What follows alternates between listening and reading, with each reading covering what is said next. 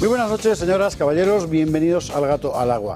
Hay fuerte marejada, incluso mar arbolada, en Aragón y en Extremadura, porque Vox ha dicho que para aprobar los presupuestos de los respectivos gobiernos autonómicos pone una serie de condiciones. Y lo que me llama la atención es la reacción, fíjese, no tanto del PP como de la prensa adicta, porque la reacción es el chantaje de Vox.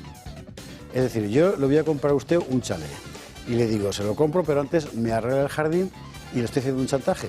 Pues no, se llama negociación, no es un chantaje. Un chantaje es otra cosa.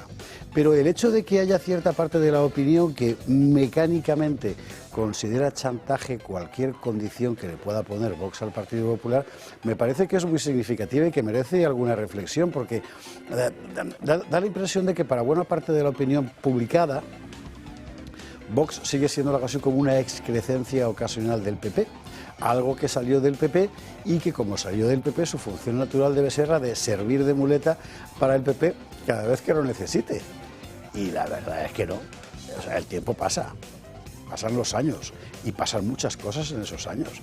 Y lo que ha pasado fundamentalmente es que la orientación tanto de Vox como del Partido Popular se ha ido haciendo cada vez más divergente. Evidentemente hay una cosa que los puede unir a todos, que es la presencia de un canalla en el Palacio de la Moncloa, pero fuera de eso son dos partidos distintos, y a medida que la política se globaliza y en nuestro caso concreto se ursuliza, más claramente aparece esa diferencia, porque en Bruselas el PP y el PSOE se parecen demasiado. Usted sabe que yo no tengo ninguna animadversión hacia el Partido Popular, y es público y notorio que trabajé varios años dentro del Partido Popular, o sea que lo digo con todo cariño, pero me parece que en el PP debería hacerse una reflexión. ¿Por qué el PSOE puede llegar a pactos con Podemos, que es un partido que no para de ponerlo a parir, generalmente con razón todo se ha dicho? Y por el contrario, el PP no podría llegar a pactos con Vox, cuyas relaciones son bastante más templadas con todo, ¿verdad?, que las que puedan tener PSOE y Podemos, u otra izquierda.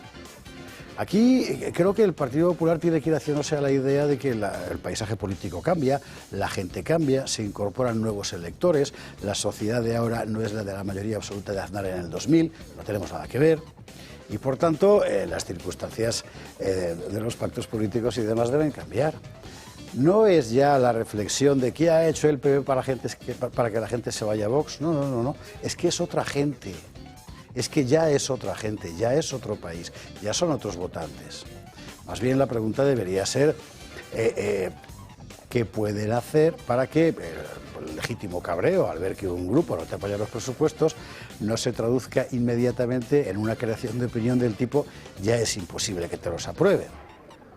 Porque eso del chantaje significa que tú estás insultando al otro por no hacer lo que tú quieres, y es el peor camino para llegar a ninguna parte. ¿Sabe usted? Hay un tópico de la derecha sociológica española que es que hay que unirse para echar a Sánchez. Es verdad, pero eso implica a todos los agentes, no solo a uno que debe obedecer a lo que otro, diciendo que es el hermano mayor impone. Entre otras cosas, porque el PP, mire usted por dónde, cada vez es menos el hermano mayor de la derecha española.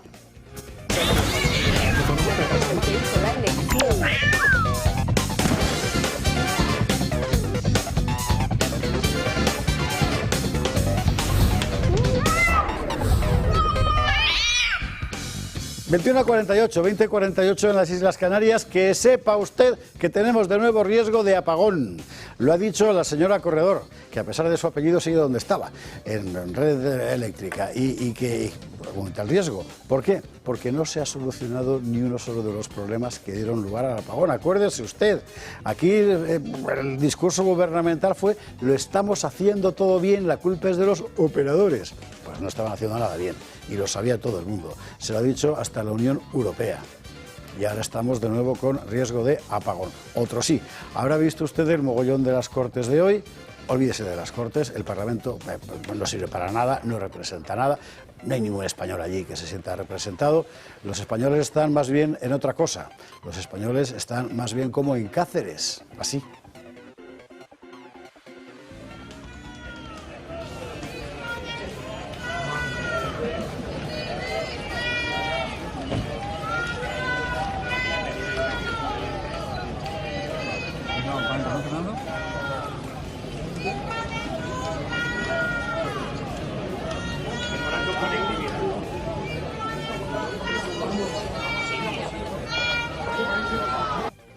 Ánimo, Pedro. Joder, en fin.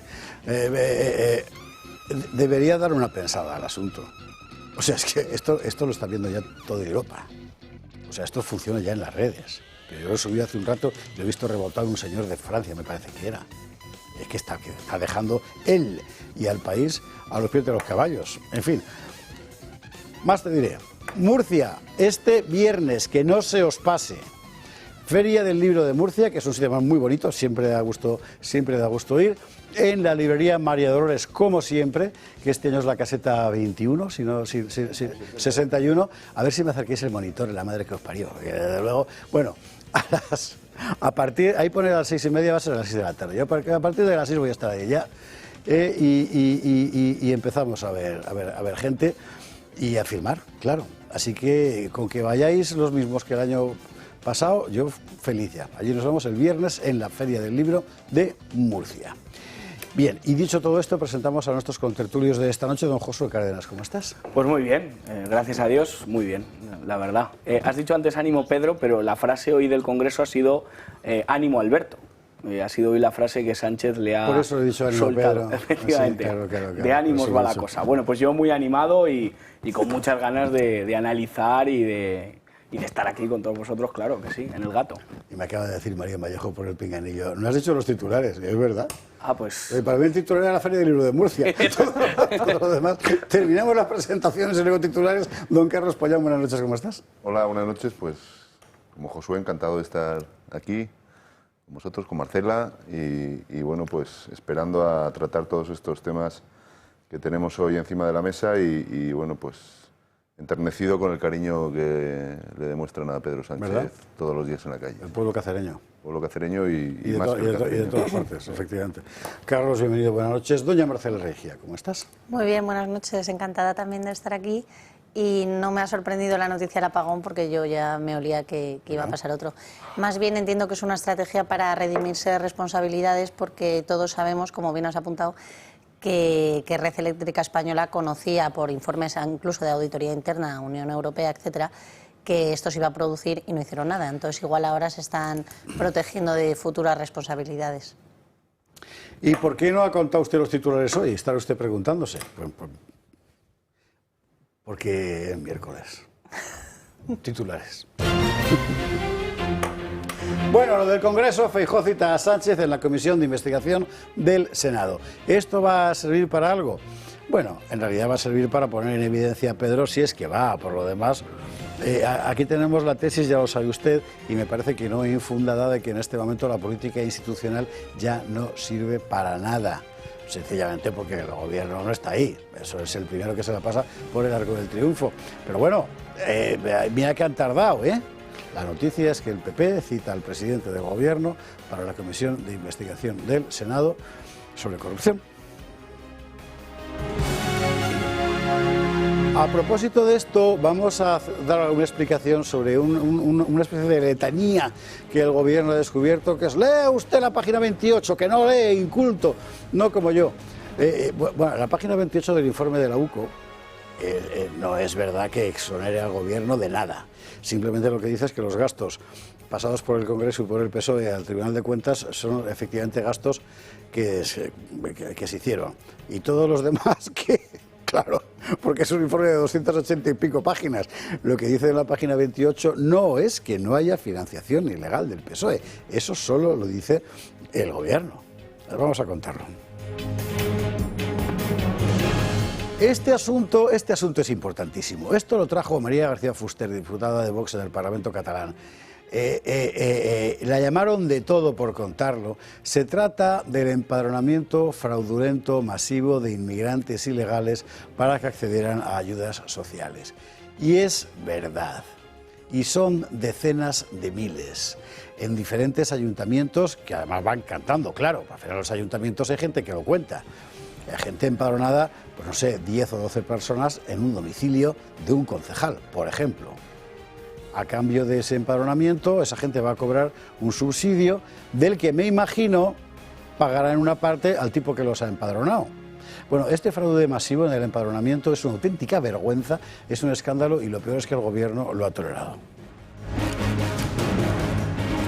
Bueno, ha dimitido la responsable de la Consejería de Salud, o como se llame allí, de Andalucía, después de decir que ella por responsabilidad no iba a dimitir. ¿Por qué?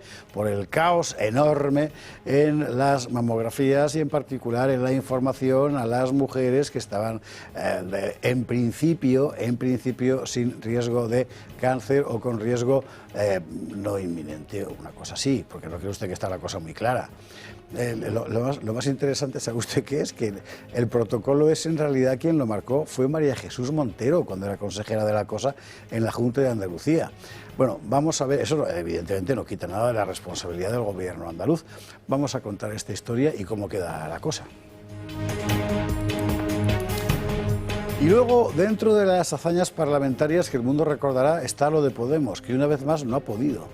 Fíjese que decía Ione Belarra ayer: no, vamos a votar un embargo de armas, que es un embargo fake, porque no sé qué. Y hoy dice, hemos votado que sí al embargo de armas para dejar claro que es un embargo fake.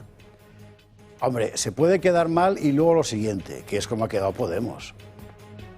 ¿Por qué hace eso Podemos? ¿Qué le han prometido? ¿Tanto miedo tienen a que Sánchez pierda el poder, por ejemplo? Que sí, que lo tienen. Bueno, en fin.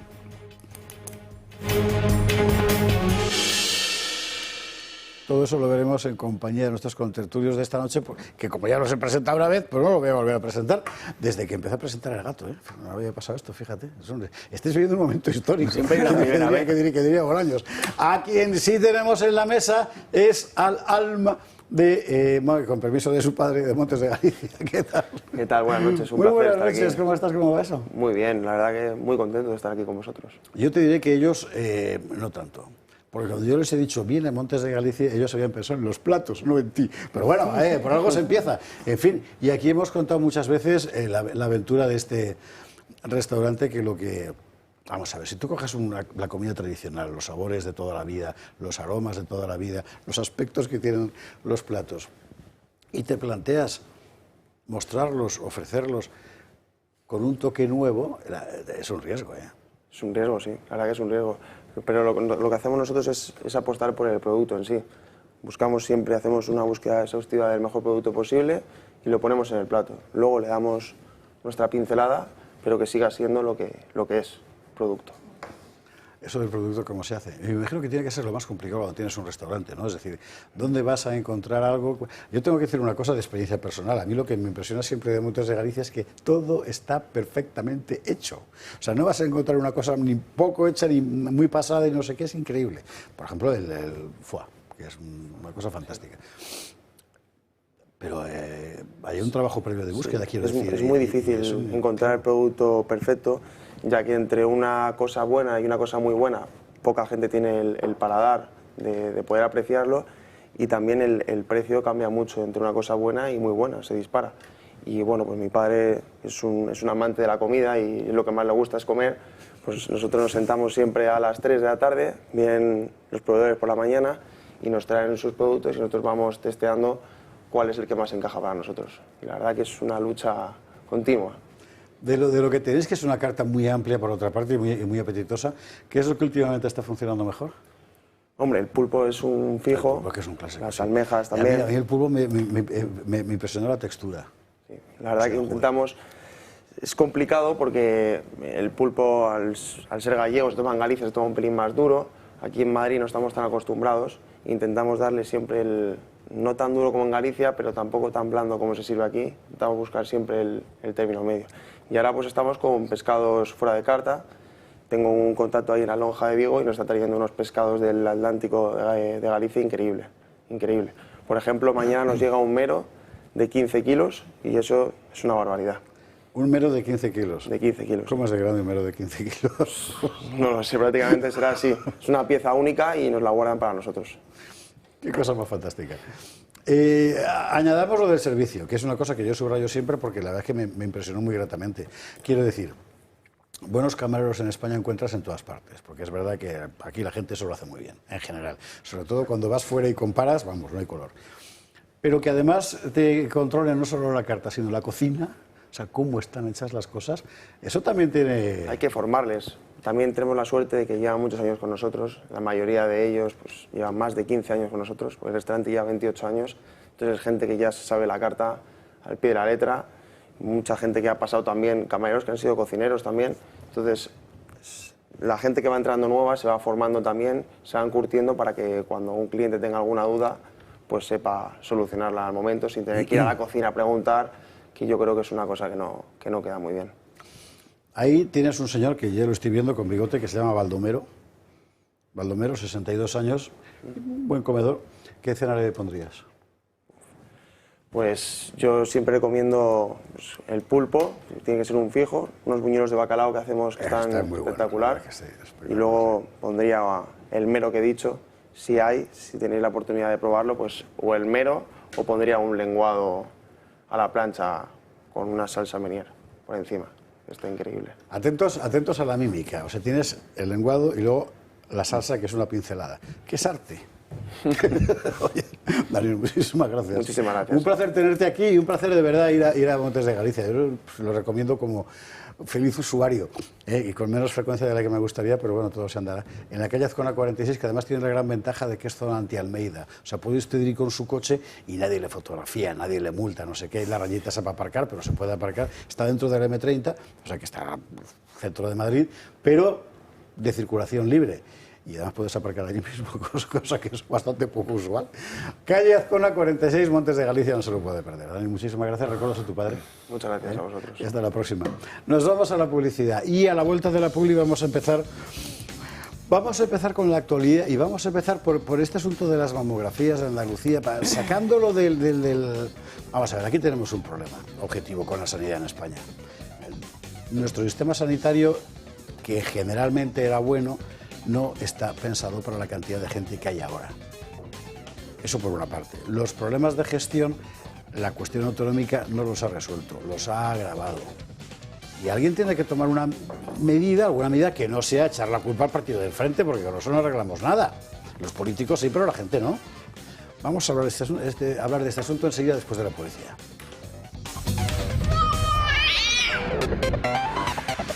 ...22 horas casi 8 minutos, 21 y 8 en las Canarias, y vamos a empezar por este asunto de las mamografías. La verdad es que tengo que decirle que me resulta bastante desolador que cuando uno lee en la prensa la cuestión, la mayor parte de los enfoques vayan por la bronca política.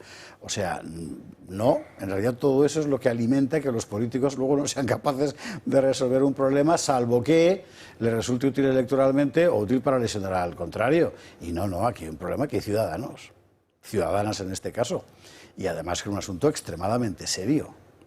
En fin, bueno, ¿qué ha pasado? Hoy lo último es que finalmente la consejera ha dimitido, la que dijo que no iba a dimitir por responsabilidad, cosa que era un poco, en fin, así de aquella manera. María Vallejo nos cuenta la última hora al respecto y sus tripas. Continúa la polémica por los fallos en las mamografías por parte de la Junta de Andalucía. Una polémica que ha llegado al Congreso y por la que muchos ministros, entre ellos la de Sanidad, piden a la Junta que se depuren responsabilidades. La gravedad de este caso exige claridad, como he dicho, también exige responsabilidades. Las mujeres andaluzas tienen la necesidad y exigen y tienen el derecho a saber qué ha fallado y cómo se va a reparar.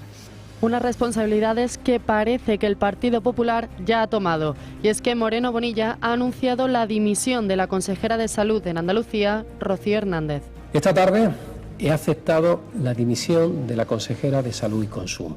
Sin embargo, hay algo de lo que el Partido Socialista parece que se está olvidando. Y es que el protocolo que regula ese cribado no se aplica de manera correcta desde el año 2012. Es decir, que este problema no es nuevo, ya existía cuando el PSOE gobernaba en la Junta y cuando María Jesús Montero era consejera de Salud. Y es que cuando se creó este sistema, el Partido Socialista se olvidó de crear un órgano de coordinación del Sistema Andaluz de Salud, ni tampoco en los hospitales. Sin embargo, las mujeres afectadas por estos fallos van a acudir a la justicia. Si se demuestra, si se acredita que hay una negligencia que ha producido unas lesiones o que incluso hayan podido producir una muerte, que lo desconocemos, pues en ese caso evidentemente habrá que iniciar acciones penales. AMAMA, la Asociación de Mujeres con Cáncer de Mama, va a analizar caso por caso y sobre la mesa hay varias opciones. Una demanda colectiva que recoja varios casos o denuncias individuales. Los posibles delitos por los que demandarían serían lesiones por imprudencia, homicidio y dejación de atención sanitaria. Mientras tanto, la Junta de Andalucía ya ha anunciado nuevas medidas para paliar esta situación. Va a contratar a 119 nuevos profesionales sanitarios en las unidades de cáncer. De ellos, 65 serán facultativos especialistas en radiodiagnóstico, 20 enfermeras, 18 técnicos especialistas en radiodiagnóstico y 16 técnicos de cuidados auxiliares de enfermería. Un plan para el que se van a destinar casi 12 millones de euros. 12 millones de euros, asiente usted y yo, para los presupuestos que este gobierno habitualmente utiliza en cosas, en fin, innobles, es nada. Es que realmente no cuesta mucho dinero, porque hay un problema técnico que no se ha resuelto y que ese ha sido un poco el banco pintado, ¿verdad? Y que ahora estalla, Josué. Bueno, la verdad, lo que es noticia es que un político dimita en España, no por una cuestión de un título que no se ha sacado o por una cosa en Hacienda, sino por una negligencia en la gestión. O sea, por fin un político asume sus responsabilidades y se va a su casa, que es donde tienen que estar las personas que no hacen bien su trabajo. Cantaba Serrat aquello de juegan con cosas que no tienen remedio, y es que nuestra clase política está jugando con cuestiones como los homicidios, que les pueden acusar de ello, de esas mujeres con cáncer de mama, que es una absoluta lacra, que es verdad que se está trabajando mucho para que ya no deje víctimas mortales, pero que sigue afectando a muchísimas mujeres y que la Junta de Andalucía no ha cometido, pues eso, desde 2012. Al Partido Popular creo sinceramente que le sientan mal las mayorías absolutas. O sea, se relajan. La noticia no es tanto que María Jesús Montero sea la responsable en su día de la consejería, es que el Partido Popular, con una mayoría simple y ahora con una absoluta, no ha sido capaz de revertir esa situación.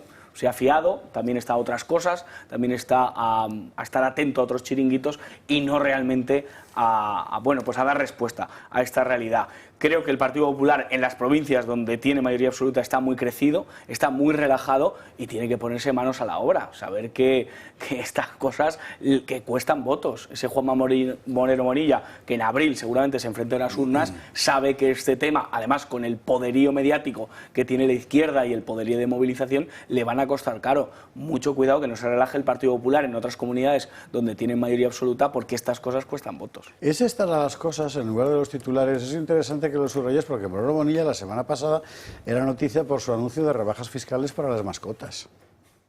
Claro, joder, macho, o sea, es que... Los gimnasios. Y los gimnasios, sí. Sí, a ver, lo que ha comentado muy bien Josué hace un momento, ¿no? Pero es un problema que nosotros desde Vox llevamos diciéndolo mucho tiempo. Una cosa es venir para cambiar las cosas y otra es para heredar las cosas. Y en el caso del Partido Popular y en el caso de Andalucía, van de muy buenos gestores en muchas cosas, pero lo que se limitan es a heredar los puestos que tienen. El detalle de que sea María Jesús Montero la que inició este tema y que no haya variado nada con la llegada del Partido Popular, pues es una señal más. Se dedican a gestionar herencias sin nada más.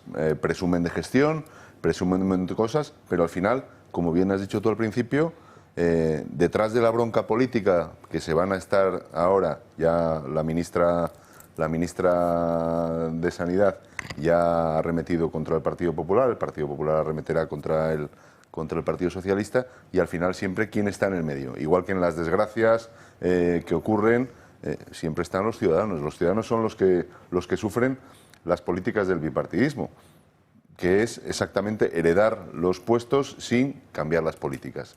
Entonces, bueno, pues Moreno Bonilla mantiene esas listas de espera interminables, mantiene un montón de situaciones y en cambio se limita a gestionar eso y a heredar eso, pero a su vez se crea una oficina de expresidentes, mantiene las ayudas a los sindicatos y todas esas cosas que les permite ser igual que ellos, pero en azul.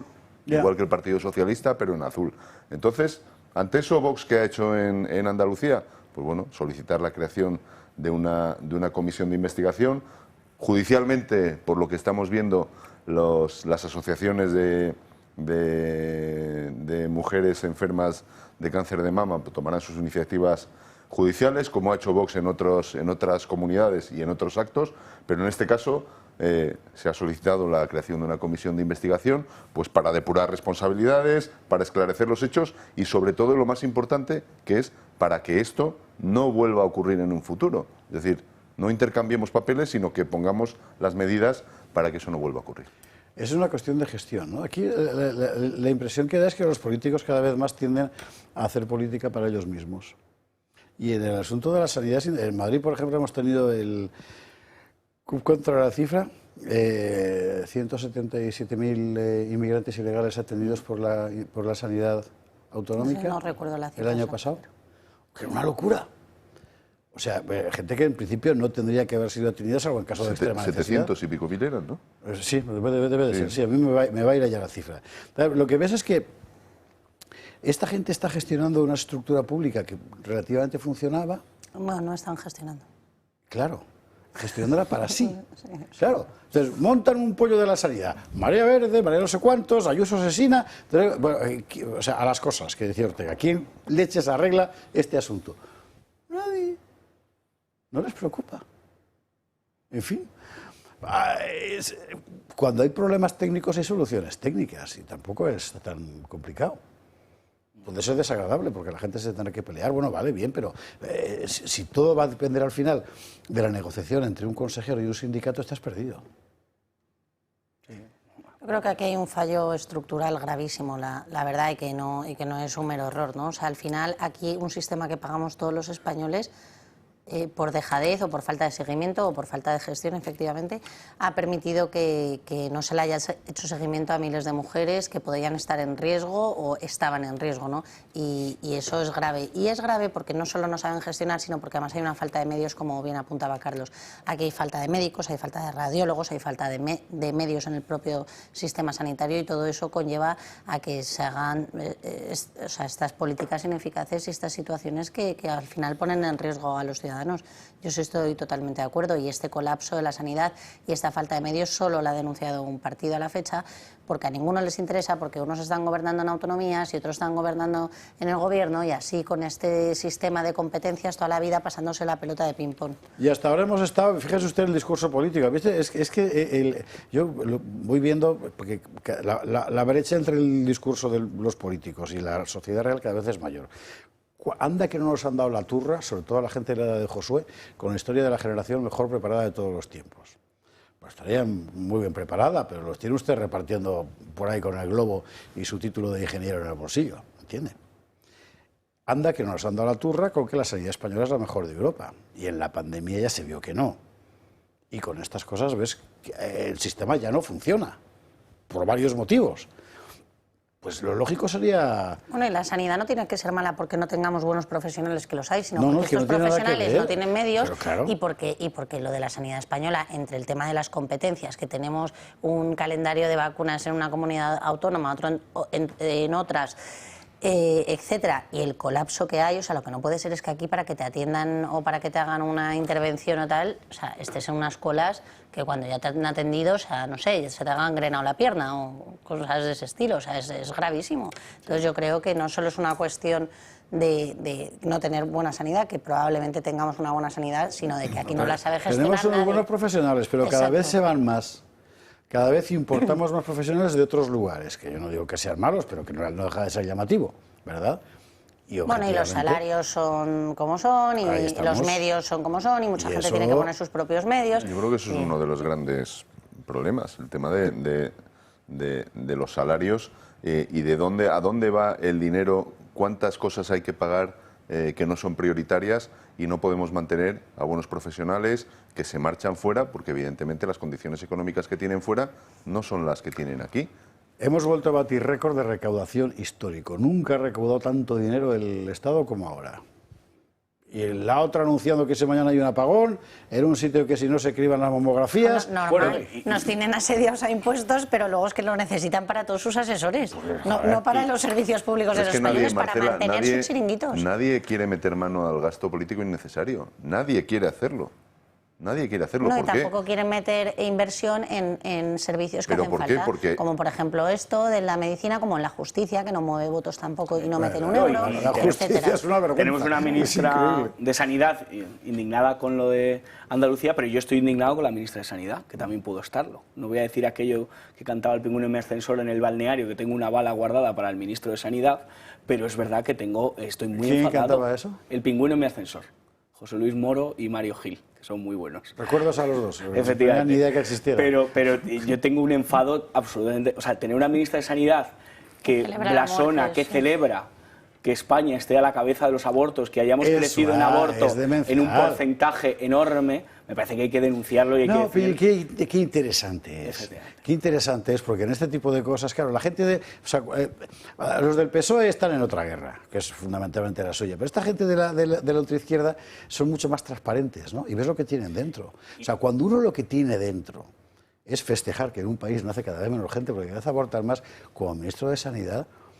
O sea, esa señora se Tenemos supone un problema. que, Y a que su su vez- función no es esa, A su es vez, exactamente la contraria. se vota a favor, que eso está muy bien, el tema de las gafas, ayudas a las gafas, pero bueno, la marihuana medicinal, que es un tema que se ha aprobado esta semana y que se va a activar, y el hecho de que no se fumen las terrazas, que eso ya lo hemos debatido, pero que tengamos una ministra empeñada en que no se puede fumar, en que fumar en las terrazas es un delito, yo no fumo. Y que no te puedas pero- tomar una cerveza pero en me lo el estoy partido planteando. de fútbol. No, que me lo estoy planteando seriamente, porque también en España lo de la sanidad mejor de Europa, del mundo y del universo y de la No, Vía no, Láctea. no, Vamos a ver, se acabó, tenemos se acabó hace mucho. por un lado, está colapsado el sistema, o sea, igual que en el metro no cabe todo el mundo, en la sanidad no cabe todo el mundo, y esto la izquierda tendría que denunciarlo, que aquí si hay una política de fronteras abiertas, no puede haber una sanidad universal y gratuita para No, todo pero el yo mundo. te digo que es que se han despegado. O la Se sanidad han es despegado de la realidad. nacional y gratuita, o si no, no es posible. Y luego, pues una veneración también a la salud, un culto a la salud absoluto, que lo vimos cuando el COVID, la salud es lo más importante y, bajo mi punto de vista, no es lo más relevante. Sé que me meto en un jardín, pero no debe ser nuestro Dios la salud.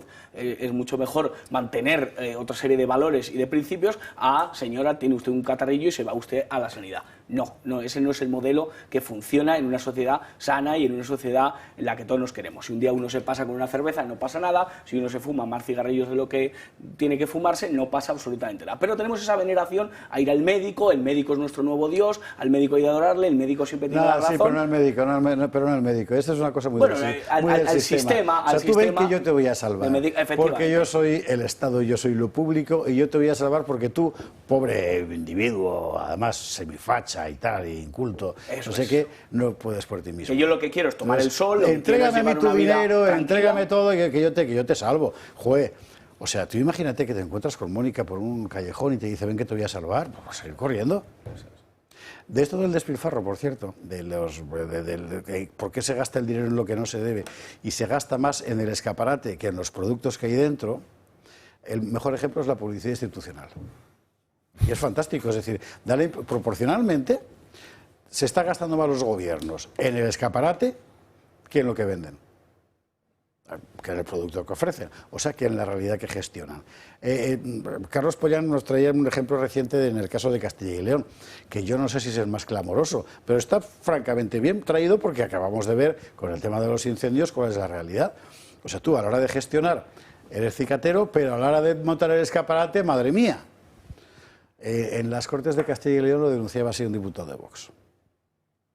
Si fuesen tan buenos gestores, no tendría que gastarse tanto dinero en publicidad institucional para camuflar su nefasta gestión y para generar opinión, como han estado generando opinión este verano, porque qué casualidad, del 7 al 31 de agosto, 232 contratos menores de publicidad institucional de la Consejería de Medio Ambiente y de la de Presidencia. ¿Para qué? Para generar opinión y dirigir la opinión, dado el enorme fracaso que habían tenido en la gestión de los incendios.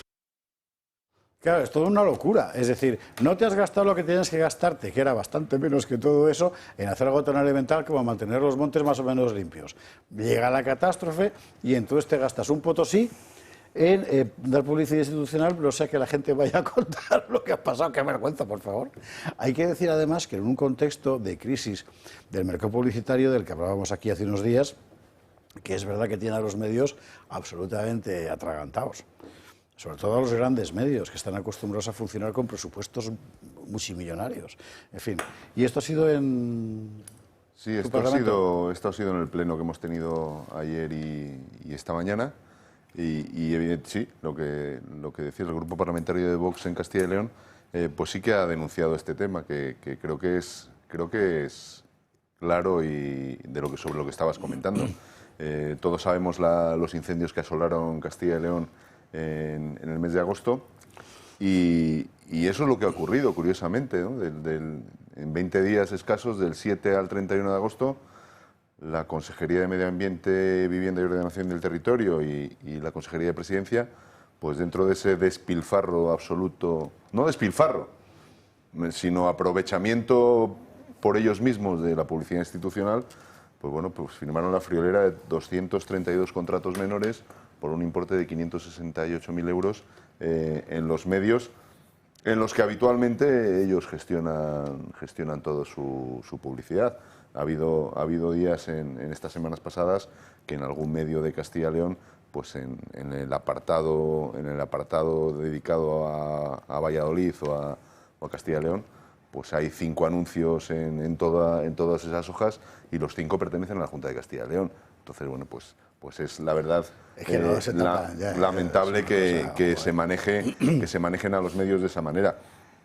Y sobre todo el tema de la publicidad institucional.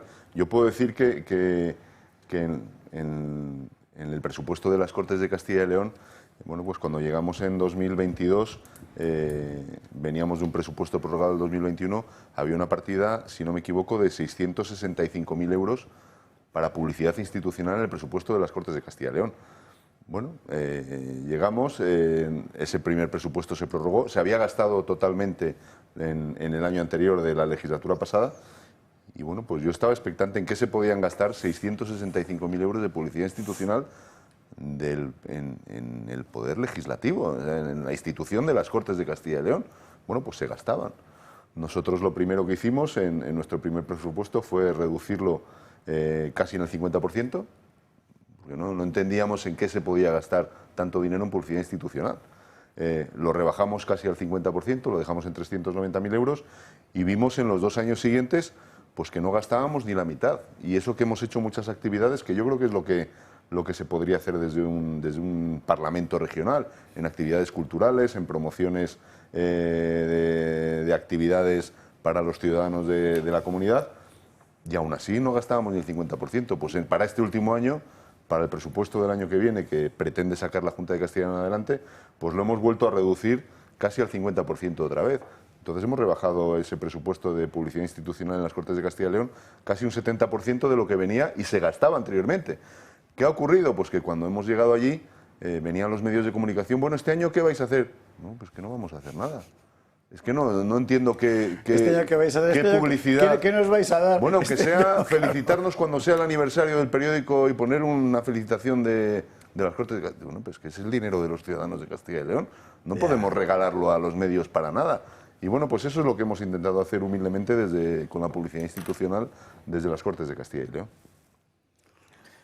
Bueno, es tremendo, la verdad. Yo prefiero, como castellano-leonés, aunque soy madrileño adoptivo, que el dinero vaya para los ciudadanos, absolutamente. O sea, me consta que el Partido Popular, lo que decía antes, las mayorías absolutas le vienen muy mal, porque se creen que eso es su cortijo, se creen que eso lo pueden repartir. Yo es verdad que soy partidario de que exista publicidad institucional, ya que una pared, cuando uno la ve vacía, cuando la deja sin absolutamente nada, como es lo que quieren mucha gente, que ese argumentario de cortar la publicidad institucional, siempre va a venir alguien que llene la pared de algo, y siempre suele ser la izquierda. O sea, la izquierda nunca va a cortar el grifo de la publicidad institucional. O sea, yo creo que ese modelo, siempre cuando uno está en la oposición lo critica y cuando sale en el gobierno no lo toca. Yo creo que es la izquierda la que aprovecha sus resortes para llenar los cines, la cultura, para llenar la prensa y repartir a todo el mundo dando sus amiguetes en actos, o bien vía, pues eso, regalitos, o bien vía presentaciones, pues el hecho de que ellos estén presentes y que copen el panorama, ¿no? Entonces yo prefiero un gobierno sólido y fuerte, que lo que reparta lo haga con calidad, con criterio, que sea una publicidad, pues eso, que venga bien a los ciudadanos y de una prensa libre. Es verdad que no se da, y lo que se compran son voluntades, llamadas a periódicos, oye, baja un poco el listón, métete con este, a veces a compañeros de partido, o sea, llaman a las redacciones para, oye, métete con este que es mi rival político que me puede hacer mella, o sea, hacen unas jugarretas. Sí, Soraya lo hacía muy bien. Hombre, que son bueno, el gran paradigma fue esa portada de todos los periódicos de Salimos Más Fuertes del gobierno, que todos periódicos en papel tragaron y pusieron esa portada, ¿no? Pero aún así creo que no se puede dejar la pared en blanco. O sea, que la pared en blanco la llena la izquierda o la llenan aquellos malvados que sí que tienen ese dinero y lo utilizan. Yo creo que un gobierno bien asentado y un gobierno decente puede utilizar el dinero de todos los castellano-leoneses en este caso, pero de todos los españoles, para algo decente, como es invertir en buena cultura o invertir en una buena prensa que informa y que es muy complicado salir adelante. O sea, hoy en día los medios de comunicación, la publicidad pasa de los medios de comunicación, de nosotros, o sea, la publicidad del Santander, la Caixa, todas estas organizaciones prefieren anunciarse en redes sociales y en otros ámbitos. No, hombre, y en A3 Media y en Mediaset. Y en A3 Media y en Mediaset, por supuesto, y ahí están sus intereses. Claro. Y ahí están sus intereses, pero que la publicidad institucional esté presente también pues ayuda a eso, a que esas empresas no perviertan el mensaje de un. Sí, pero mira, por ejemplo, la ley de publicidad institucional que se aprobó antes del verano en las Cortes de Castilla y León limitaba a un 33% los ingresos netos de los medios, porque se daban casos en que había medios de comunicación que recibían el 70 y el 80% de sus ingresos provenían de la Junta de Castilla y León. ¿Cómo es posible que eso sea ecuánime y ese medio de comunicación sea libre para expresarse y defender lo que tiene que defender? Es muy difícil. Bueno, y al final se hace una rueda, y con 38 años de gobierno de un mismo color en una comunidad autónoma, pues te puedes imaginar lo que puede suponer eso. Pero lo que pasaba en Andalucía era evidente en ese momento. Marcela, cerramos tema y nos vamos a la pública. Bueno, yo es que creo que estos son actos de propaganda política pagados por todos los españoles, simple y llanamente. Yo creo que la publicidad institucional o la comunicación institucional debe estar para informar y no para proclamar ninguna consigna electoral o promover a determinados dirigentes, ¿no? Entonces, no estoy a favor, por supuesto. Creo que se puede usar de una buena forma sin que se haga estos actos de propaganda política. Pero bueno, yo creo que el problema a veces no son los medios, porque todos sabemos que hay determinados medios que son de una ala u otra. El problema es que los gobiernos financien en un 70% a un determinado medio y no a otro, ¿no? También eso debería estar controlado y limitado. Señores, a la publicidad. Y a la vuelta lo que hay que contar. Fíjese usted que cuando lo contó María García Fuster, como tantas otras cosas que... Fuster, que ella es con... como tantas otras cosas que denuncia Vox, te dije, es para facha, conspiranoico, es mentira, un burro y no sé qué. Pues es verdad, al final han cantado los alcaldes. Es que hay pueblos, hay municipios en España donde se está empadronando ilegalmente, de forma fraudulenta, a miles y decenas de miles de inmigrantes ilegales para luego darles una ayudita. Claro, aquí empiezan a hacerse preguntas.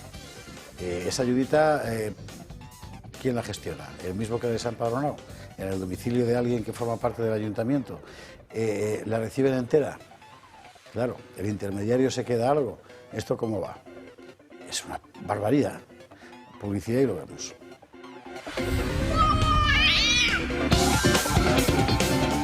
22:40, 21:40 en Canarias, y vamos con este asunto del fraude masivo, porque es masivo, en los empadronamientos de inmigrantes ilegales, que luego aspiran, como es lógico, de recursos públicos. Es un tema que hay que denunciar. El otro día el gobierno se jactaba de la cantidad de españoles que están cobrando la renta mínima de inserción y todas esas cosas. O sea, bien, habéis conseguido que haya mucho español pobre, ¿no? Bueno, pues además de los españoles, estos, que ciertamente no son todos los que cobran esto, pero que es un porcentaje importante. En fin, Natalia Fernández Picado nos lo cuenta. Los casos de fraude con los empadronamientos para recibir ayudas sociales no son un caso aislado. Un ejemplo lo encontramos, por ejemplo, en Alcudia, donde un funcionario empadronaba a inmigrantes ilegales en viviendas inexistentes por 1.000 euros. A cambio, con el empadronamiento vigente, los inmigrantes ilegales pedían las ayudas pertinentes, como por ejemplo el ingreso mínimo vital.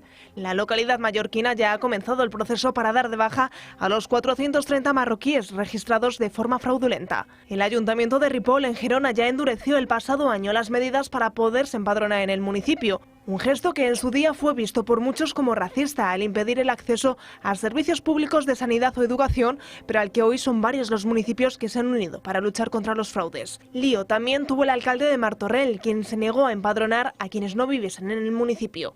El uso de contratos de alquiler falsos o documentación falsificada han disparado los casos de estafa en los últimos años en nuestro país. Un simple certificado de empadronamiento que en el caso del País Vasco te da acceso a la renta de garantía de ingreso, pudiendo percibir una ayuda que va desde los 853 euros hasta los 1.678. Pero sin duda llama la atención anuncios como estos en Internet. Venden empadronamientos a cambio de 400 euros u otro que con el título "Tú ya sabes lo que vendo" llega a pedir a las personas extranjeras hasta 3.000 euros por ser empadronados en casas fantasmas.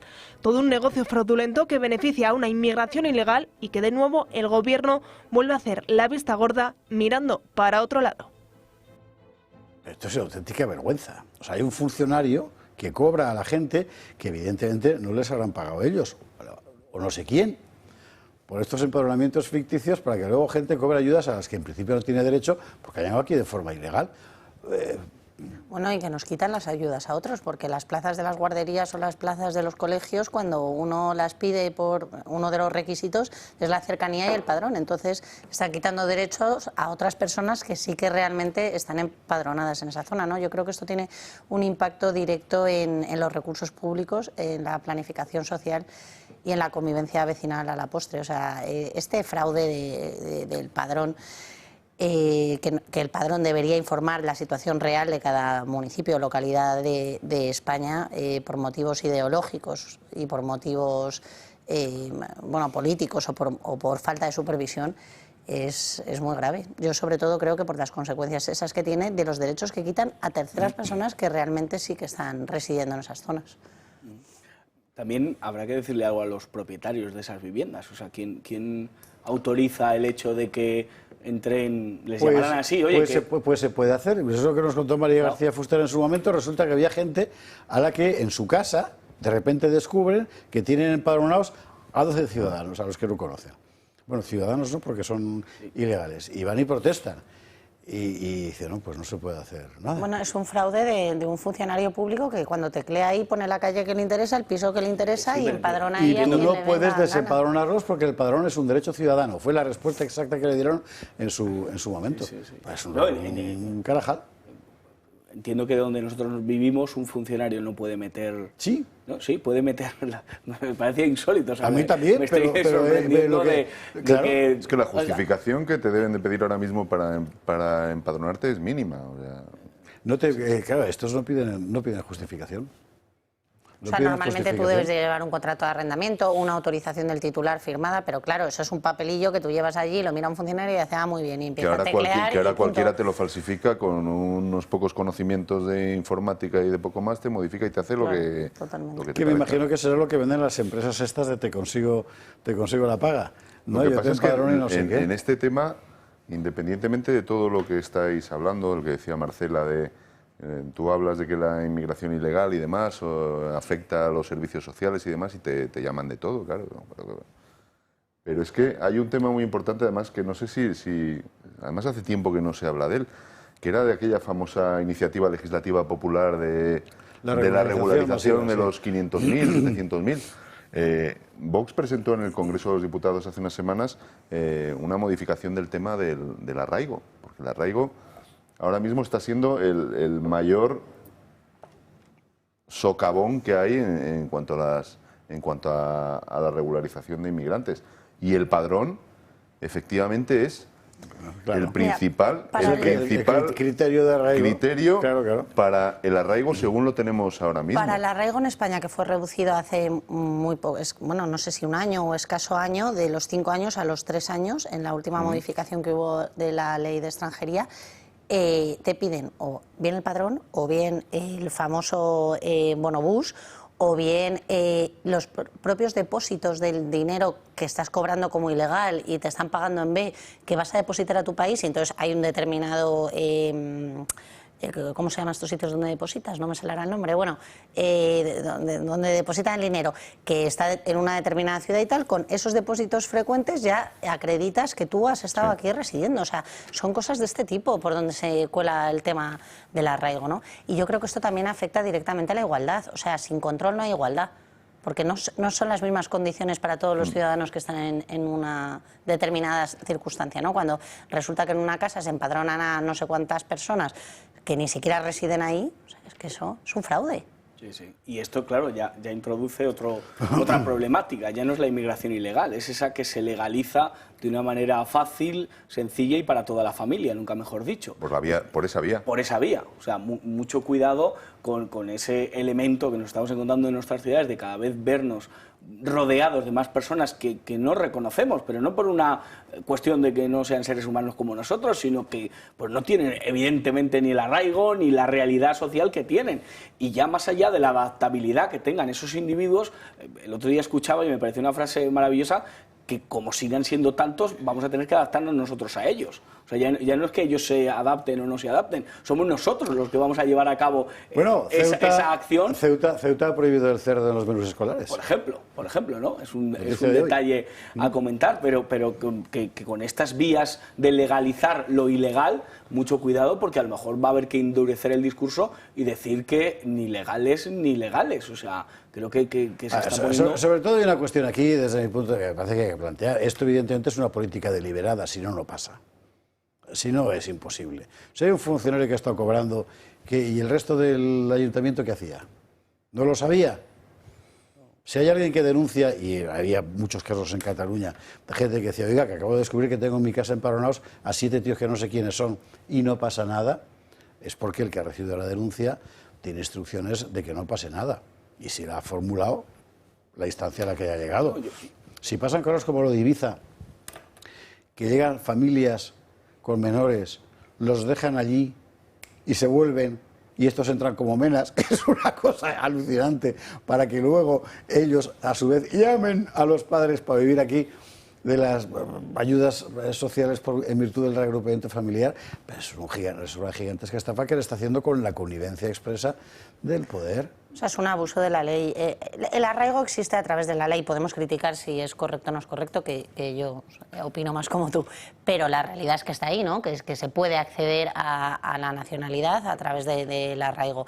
Pero la cuestión es cuánto nos está costando efectivamente y cuáles son las consecuencias de ello. También hay fraude de personas que no son inmigrantes ilegales. También hay gente que se empadrona en una determinada zona de Madrid para poder tener derecho el ticket de residente para aparcar. Y es un fraude también, o sea, eso también pasa, o sea, que no es solo un determinado colectivo, ¿no? Pero claro, el problema es que no hay control, esa es la clave. El otro día un chico ecuatoriano subía a redes sociales un lema, menos menas y más nenas, decía él en redes sociales. Decía, bueno, graciosamente, pero me hizo muchísima gracia cuando lo leí, más nenas y menos menas. Nenas no vienen. Sí, porque no entran ni mujeres ni niños. Esa es la cuestión, pero yo creo, no sé, a bote pronto y sin conocer exactamente la problemática, creo que aquí hay un problema de mucho propietario que le alquila a una persona a lo mejor ilegal y es ilegal, llama a 7 de su familia o a 7 personas de su país con la misma condición de ilegales y provocan lo que provocan, es decir, que ya pueden autorizarse, ya pueden empadronarse y provocan ese problema. Yo creo que se está dando en España, o sea, no nos podemos tapar los ojos de que esa realidad existe, o sea, de mucha persona que le alquila a un ilegal porque, yo qué sé, le puede poner la pensión que le dé la gana de alquiler o le puede...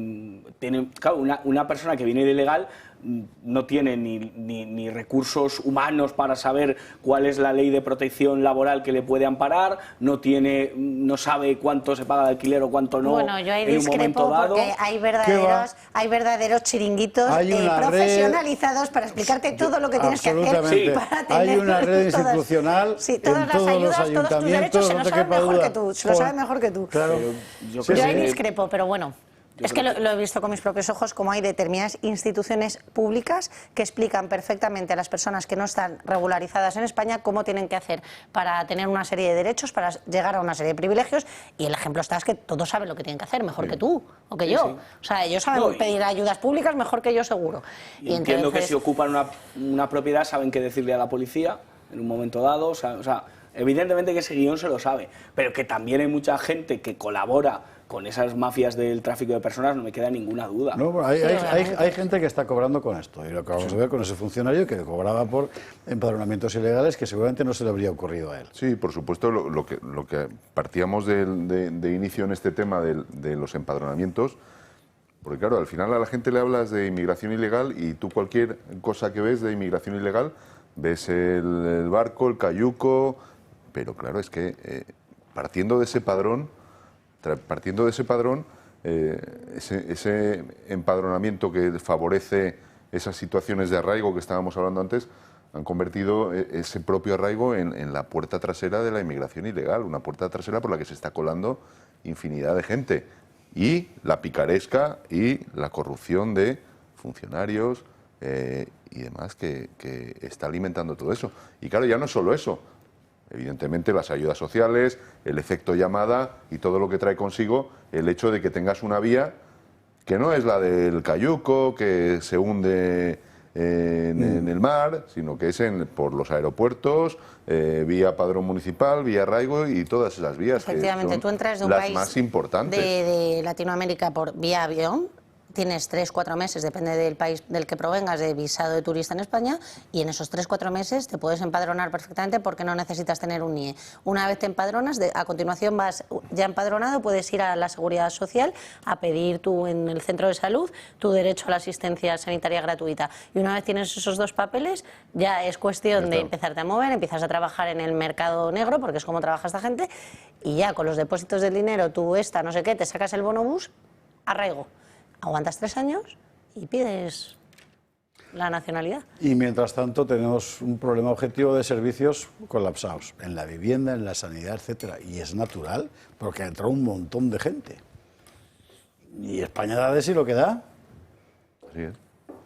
¿Qué da de sí España? No, y sobre todo cuando estamos aumentando la pobreza de los españoles, la pobreza infantil en España, cada vez menos familias tienen menos capacidad de ahorro, etcétera. Entonces, cuando estamos en una situación de los nacionales en estas circunstancias y, pues eso, sin servicios, porque no hay buenos servicios. Y además luego, enlazando con lo que decía Josué antes de la felicitación de la ministra de Sanidad por la gran cantidad de abortos que había habido el año pasado, también tienes que aguantar la publicidad institucional desde la Moncloa en el que se vanaglorian y se jactan de que hemos llegado con el ingreso mínimo vital a no sé cuántos miles de personas más.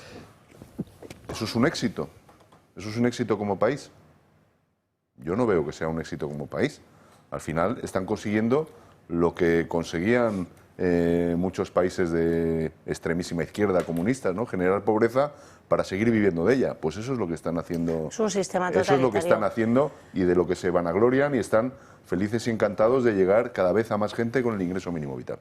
Y es la misma mentalidad, ¿eh? Exactamente la misma. Es decir, lo que a esta gente le alegra es aquella situación en la que el país como lo conocemos deja de existir. No, y con una dependencia del Estado total, que eso es típico de los países totalitarios, efectivamente te dan el ingreso mínimo vital, piensa poco, recibe esto y población controlada. Y el sistema de bienestar, por tanto se llenan la boca con defender el sistema de bienestar, es incompatible con una política de fronteras abiertas. Bueno, ellos llaman bienestar a eso, es decir, al subsidio masivo.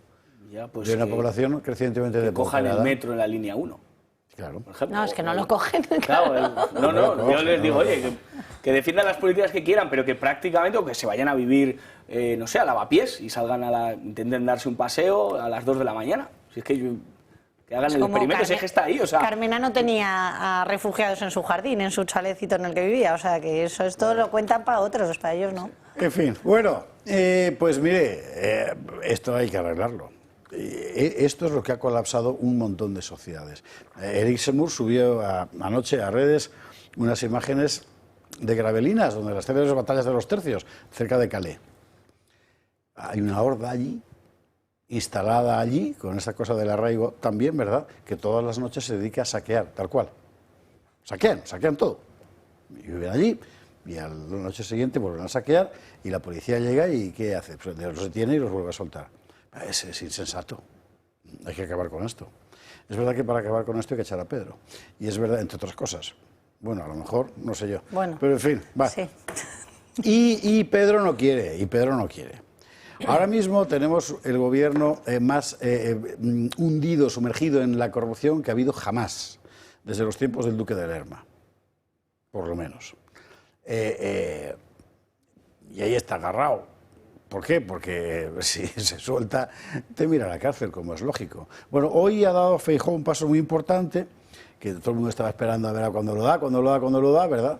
Que es que el PP cite a Pedro Sánchez en la comisión de investigación del Senado. Lo ha anunciado Feijóo de esta manera. Esta mañana será usted citado en la comisión de investigación del Senado. Usted es el máximo responsable de todo. Usted está tan pringado como ellos. La respuesta de Pedro Sánchez ha sido chulesca, como es él, porque más chulo no se puede ser. Pero yo le voy a rogar que preste atención a la risa que cierra la respuesta de Sánchez. Ánimo, Alberto.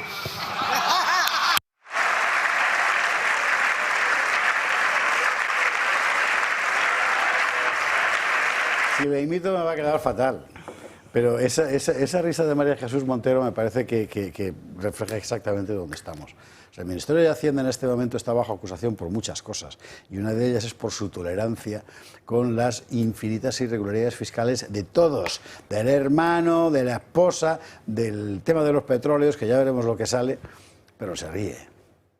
Es un peligro público. Sí.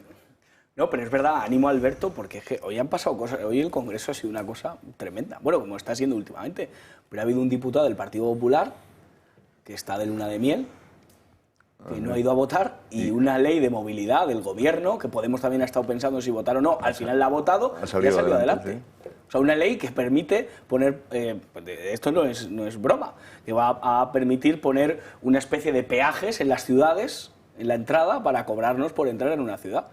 Esto lo ha votado, ha salido adelante gracias a que un diputado del Partido Popular estaba de luna de miel, en este caso Guillermo Mariscal, que es un hombre que tiene mucha confianza en el Partido Popular, que ha ido pasando de administración en administración y que se ha casado. Estaba en la mesa de las Cortes. Estaba en la mesa, sí, sigue siendo, y en esta también, pues estaría, yo qué sé, entre... No voy a contar lo que es una luna de miel, que es... Entre Pinto y Valdemoro. Efectivamente, bueno, una cosa muy bonita, claro. Depende de los años de novios que lleves, ¿no? Y las ganas con las que cojas la luna de miel, pues... O el matrimonio. O el matrimonio, también es verdad. Pero me consta que este será muy feliz y les irá muy bien, pero... no ha votado, y por lo tanto una ley que nos afecta a todos, no solo en la ampliación del Prat en Barcelona, sino que, bueno, pues que se van a poder poner peajes en las entradas de las ciudades gracias a que un hombre del PP se ha quedado, o sea, como un casero. Este no se ha equivocado, este no se ha presentado. Entonces, ánimo Alberto, o sea, no sé, sigue haciéndolo así de bien y sigue dejando que tus diputados se ausenten, no vayan y... Oye, una oposición maravillosa, yo creo que... Yo me imagino que de la comisión del Senado, de la comparecencia de Pedro Sánchez, no esperaría gran cosa. Pero bueno... Yo es que creo que no va a ir. ¿Tú crees que no va? Yo creo que este señor no va a ir porque si en las propias sesiones de control contesta lo que le viene dictado por el mensaje... ¿Al Senado cuánto tiempo lleva sin ir? Lo desconozco, pero vamos. Le encanta ese tipo de circos. 8 meses o 9 meses, Sánchez ¿no? se crece, Sánchez es... Bueno, si va a hacer lo mismo que hace en el Congreso en las sesiones de control, que es contar su libro que ya viene aprendido de que le han escrito Moncloa, y si no, pues no irá porque este señor no rinde cuentas ni por equivocación. Pero Vox lleva mucho tiempo pidiéndole a Feijóo, oiga, tienen ustedes mayoría absoluta en el Senado, Sánchez tiene que dar cuentas. Ya sabemos que es un paripé, que es un circo, las comisiones de investigación. Pero, hombre, que menos que vaya Sánchez y responda una serie de preguntas. Pero es que no es su estilo, José. Claro, eso dijo Feijóo hace unos meses. Entonces, ¿qué Feijóo? Es que me pierdo. O sea, yo quiero conocer a Feijóo y no lo termino de conocer. De todas formas, a mí, bueno, la respuesta de Ánimo Alberto a mí no me sorprende nada. Porque, evidentemente, este personaje está en el punto que está en una huida hacia adelante absoluta que no le para a nadie, pero de todas formas es que al final cuando tienes enfrente a alguien que no es creíble, cuando tienes enfrente a alguien que a pesar de toda la que nos estaba cayendo ha seguido pactando contigo todas las cosas, tienes enfrente como líder de la oposición a alguien que ha pactado contigo el Tribunal Constitucional, que lo estamos sufriendo ahora, que se ha repartido el Consejo General del Poder Judicial en Bruselas, siendo el hazmerreír de toda Europa, teniendo que tener un mediador, precisamente un mediador además corrupto, que está el Reinders que se dedicaba a gastarse miles de euros al día en apuestas. Entonces, claro, ¿qué puedes esperar? ¿Qué respeto puedes esperar? Si te han estado diciendo, desde Vox se le ha estado diciendo desde hace mucho tiempo que rompa todos los pactos que tiene con este señor, que cada vez que le tienda la mano el otro le va a dar una patada por detrás, que es lo que está haciendo. Hoy es una más. Y lo primero que tendrían que hacer de verdad es romper absolutamente con todo. Lo que pasa es que no lo pueden hacer, porque evidentemente lo primero que había que romper es ese pacto que tienen en Bruselas, que al final al ciudadano de a pie parece que lo de Bruselas no va con ellos, ¿no? Que no le afecta. Pero es que nosotros insistimos mucho en las elecciones europeas del 2023, la importancia que tenían esas elecciones. Porque es que el día a día de los españoles se marca desde allí. El día a día en muchas cosas se marcan desde allí. A nuestros agricultores, a nuestros ganaderos, los vehículos de la gente, miles de normativas que vienen marcadas desde allí. Y evidentemente no puede ser creíble un partido que aquí pretende hacer una cosa y luego viene González Pons en Bruselas y dice que somos coalición con ellos y lo vamos a seguir siendo. Aquí es donde se va a encontrar el PP con un verdadero problema desde mi punto de vista. Vamos a ver. Pero es que siguen engañando a la gente, José Javier. Le siguen engañando a la gente y la gente sigue tragando cada vez menos. Pero evidentemente... Pero tú ponte en el PP tiene muchos problemas, ¿no? Pero uno de ellos, desde mi punto de vista central, es que el concejal del PP en Fregenal de la Sierra, que seguro que hay uno, no tiene el menor interés en pactar con el Partido Socialista en Bruselas. Y está mucho más cerca de cualquier votante de Vox o de cualquier líder de Vox que de la cúpula de su propio partido. Y al mismo tiempo, la cúpula del Partido Popular, buena parte de ella está mucho más cerca de un contertulio de la Sexta que de su concejal de Fregenal de la Sierra. Y ya no te digo de su votante de Tomelloso, por ejemplo. Ahí el PP tiene que tomar una decisión que no va a ser capaz de... Que lo demuestran cada vez que votan o cada vez que gobiernan o cada vez que tal. Tiene un problema de definición clarísima. O sea, yo sí que le veo una cosa positiva a esto y es el efecto que va a llevar. Has comenzado esta noticia diciendo, vamos, en resumen, que el PP cita a Sánchez y tal. Sí. Pues eso es lo que el mensaje que se va a quedar el ciudadano, ¿no? Que parece que Feijóo va a hacer algo, pero como siempre se va a quedar en agua de borrajas porque este señor, o sea, ha habido oportunidades y ha habido otras ocasiones en las que el Partido Popular, apoyado por Vox, podría haber acabado con este gobierno a través de una moción y no lo ha hecho, ¿no? Entonces ahora tenemos el gobierno que tenemos, con las mezclas que tenemos, con todos los enemigos de España gobernando y Feijóo se cree que por tener este titular y decir que ha citado a Sánchez, pues va a cambiar algo en España y no va a cambiar absolutamente nada. No sé quién preguntará a Sánchez, Maillo a lo mejor. Está muy joven y... O sea, es la nueva política, ¿no? Porque está ahí en el Senado. Zamorano ilustre. Efectivamente. Zamorano ilustre, bueno, Alicia García es una buena portavoz ahí en el PP. Se está haciendo una buena portavoz. Cañera y tal, o sea que a lo mejor preguntará a ella. Javier Arenas está en el Senado. ¿Sí? A lo mejor también pregunta. Joven Arenas, sí, ahí está. Claro, sí, ahí en el Senado. En fin. Joven Arenas. Javier Arenas. Tiene que tomar una decisión. No sé si en Génova o dónde, pero tienen que tomarla. Y tiene mucho que ver con lo que acaba de contar Carlos Pollán, porque es verdad que pase lo que pase en las elecciones, imagínense usted que lo que dicen las encuestas se materializa, hay elecciones porque, no sé, pues de repente un cálculo renal impide a Pedro Sánchez pensar con claridad y convoca elecciones o lo que sea, ¿verdad? Y hay un gobierno PP que necesita el apoyo de Vox, sea dentro del gobierno, sea desde fuera, sea como fuera, en todo caso tendrá que haber un pacto. la tendencia natural del establishment de poder, tanto en España, o sea, tanto en Madrid como en Bruselas, bueno, y cuando digo Madrid digo también Barcelona y Bilbao, va a ser que el PP busque ante todo un acuerdo con el PSOE. No le quepa duda, porque es lo que hemos visto en todas partes. ¿Por qué? Porque lo que está en juego son inversiones milimillonarias vinculadas a todas las políticas que hemos visto desarrollarse en los últimos años en materia agraria, energética, etcétera. Y al final la política es eso. Y a toda esa gente que toma decisiones en Bruselas, en Estrasburgo o en Nueva York, ¿verdad?, o en Londres, lo último que les interesa es la zona esa de Jaén donde han quitado olivos para poder, al revés, están apoyándolo. Lo que pasa es que si el PP hace eso, el PP desaparece. Porque la situación en España no es la misma que en Alemania o en otros lugares. O sea, que un partido democristiano no puede llegar a pactos con un partido socialista. El Partido Socialdemócrata Alemán es un partido que quiera romper la nación envuelto en un clima de corrupción espantoso. Claro, aquí sí. Y eso es un problema serio para el Partido Popular, porque va a tener que tomar una decisión pensando en sus votantes. De todas formas, cosa que la CDU no hace en Alemania. De todas formas, la gente tiene que saber, y yo creo que hay que repetirlo todos los días, porque bueno, nosotros repetimos mucho que el Partido Popular gobierna en coalición. Cuando aquí se nos acusa, ahora sois la pinza con el PSOE, votáis todo con el PSOE en contra del Partido Popular en las autonomías, por ejemplo en Castilla y León. Es que a la gente hay que repetirle todos los días que estos señores están gobernando en coalición con los socialdemócratas, con los verdes y con el PSOE en Europa.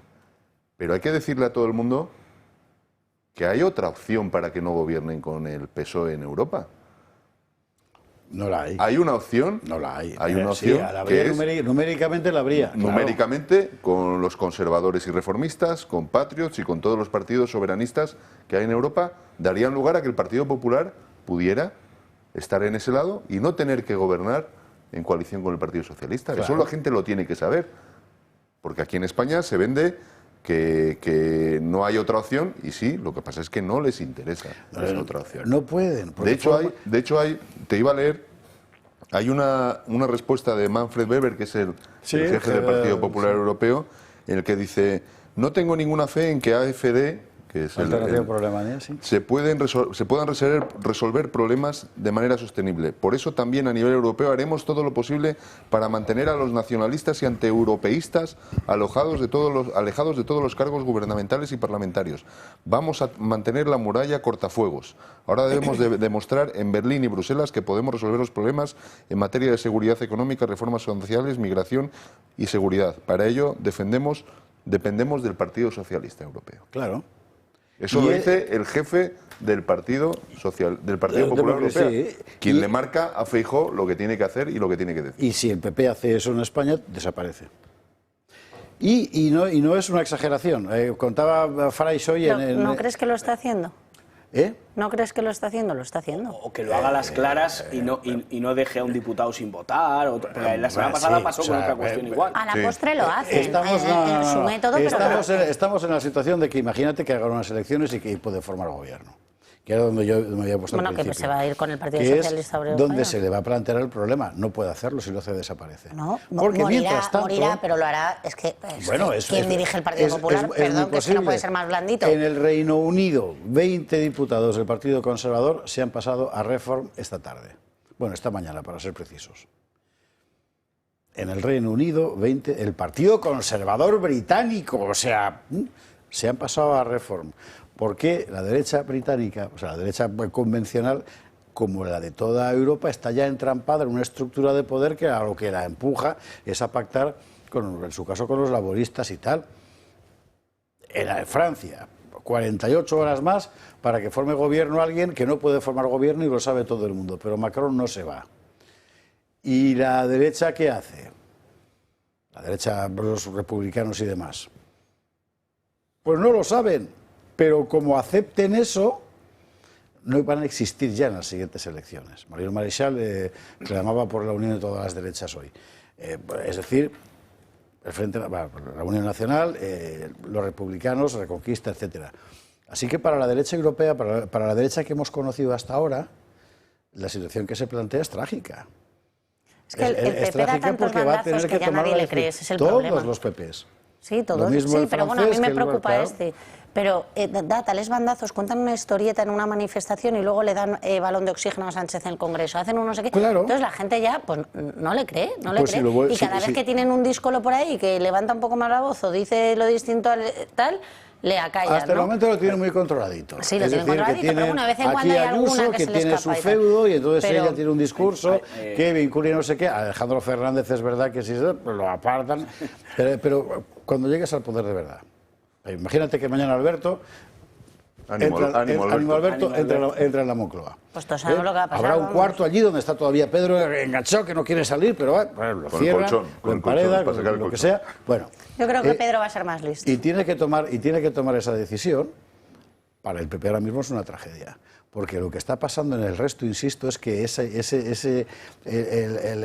ficción ya no vale, que la ficción ya no vale, que a mí lo de Francia me tiene alucinado, pero es que la derecha va a dejar, o sea, el Partido Republicano, los republicanos van a dejar de existir, como en Inglaterra, lo del Partido Conservador Británico es terrible, pero se mueren. Yo para el PP que tenemos, si deja de existir tampoco me preocupa mucho, la verdad, o sea, lo digo abiertamente, porque es que para el PP que tenemos es mejor que desaparezca, porque es que no colabora en nada. Pero es como Naranjito, ¿no? Es un elemento que forma parte de todos. Sí, de la vida. No, de la vida, del PP, joder, tal. No, pero perdonad que vuelva a la cuestión parlamentaria, pero es que ha sido una semana fascinante y a veces los ciudadanos están un poco alejados de lo que se vota y depende de...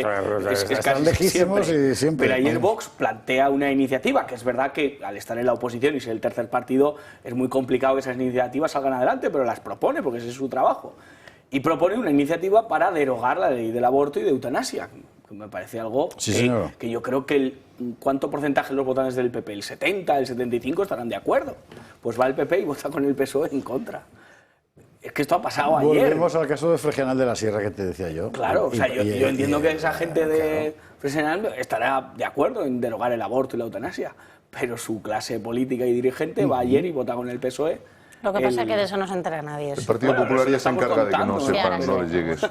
Pues de eso que no se entera nadie, efectivamente.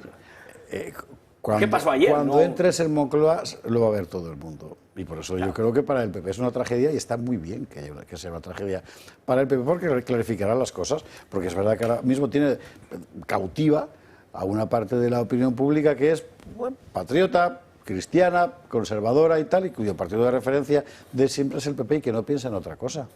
Ellos piensan todavía que pueden recuperar votos de Vox, no son conscientes de que el tiempo pasa, el electorado se renueva, ahora vota mucha gente que no habría votado en el año 2020, ya no te digo 2016, claro.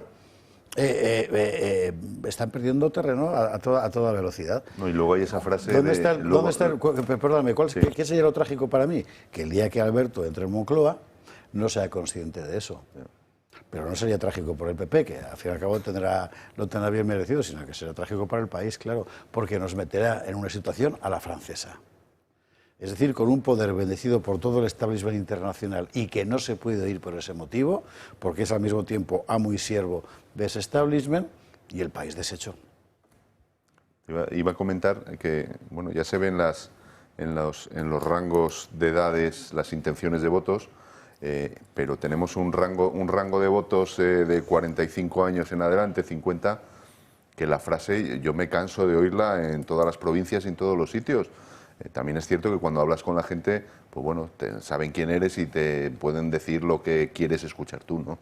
Pero la frase de yo comparto muchas de las cosas que decís en Vox, lo que pasa es que soy votante del PP de toda la vida. Claro, porque el voto tribal funciona y al PSOE también. Anda que no hay, pero es que nos pensábamos que eso solo ocurría con el Partido Socialista, pero está exactamente igual instaurado en el Partido Popular. Hay mucha gente Yo muy estoy muy convencido de la mayoría de las cosas que defendéis en Vox, comparto lo que decías tú, el aborto, la eutanasia, pero es que yo soy votante del PP de toda la vida.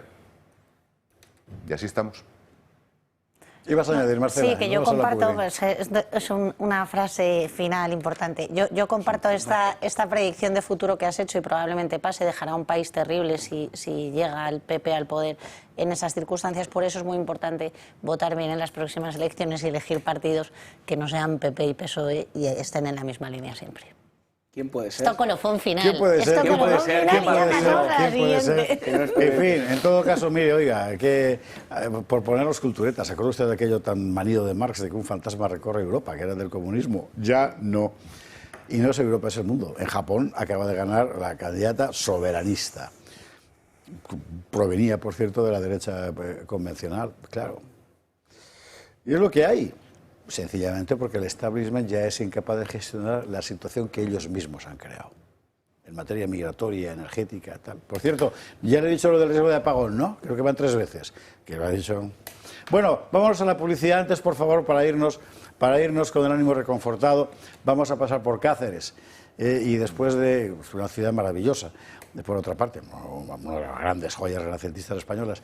Y después de Cáceres ya la publi, venga.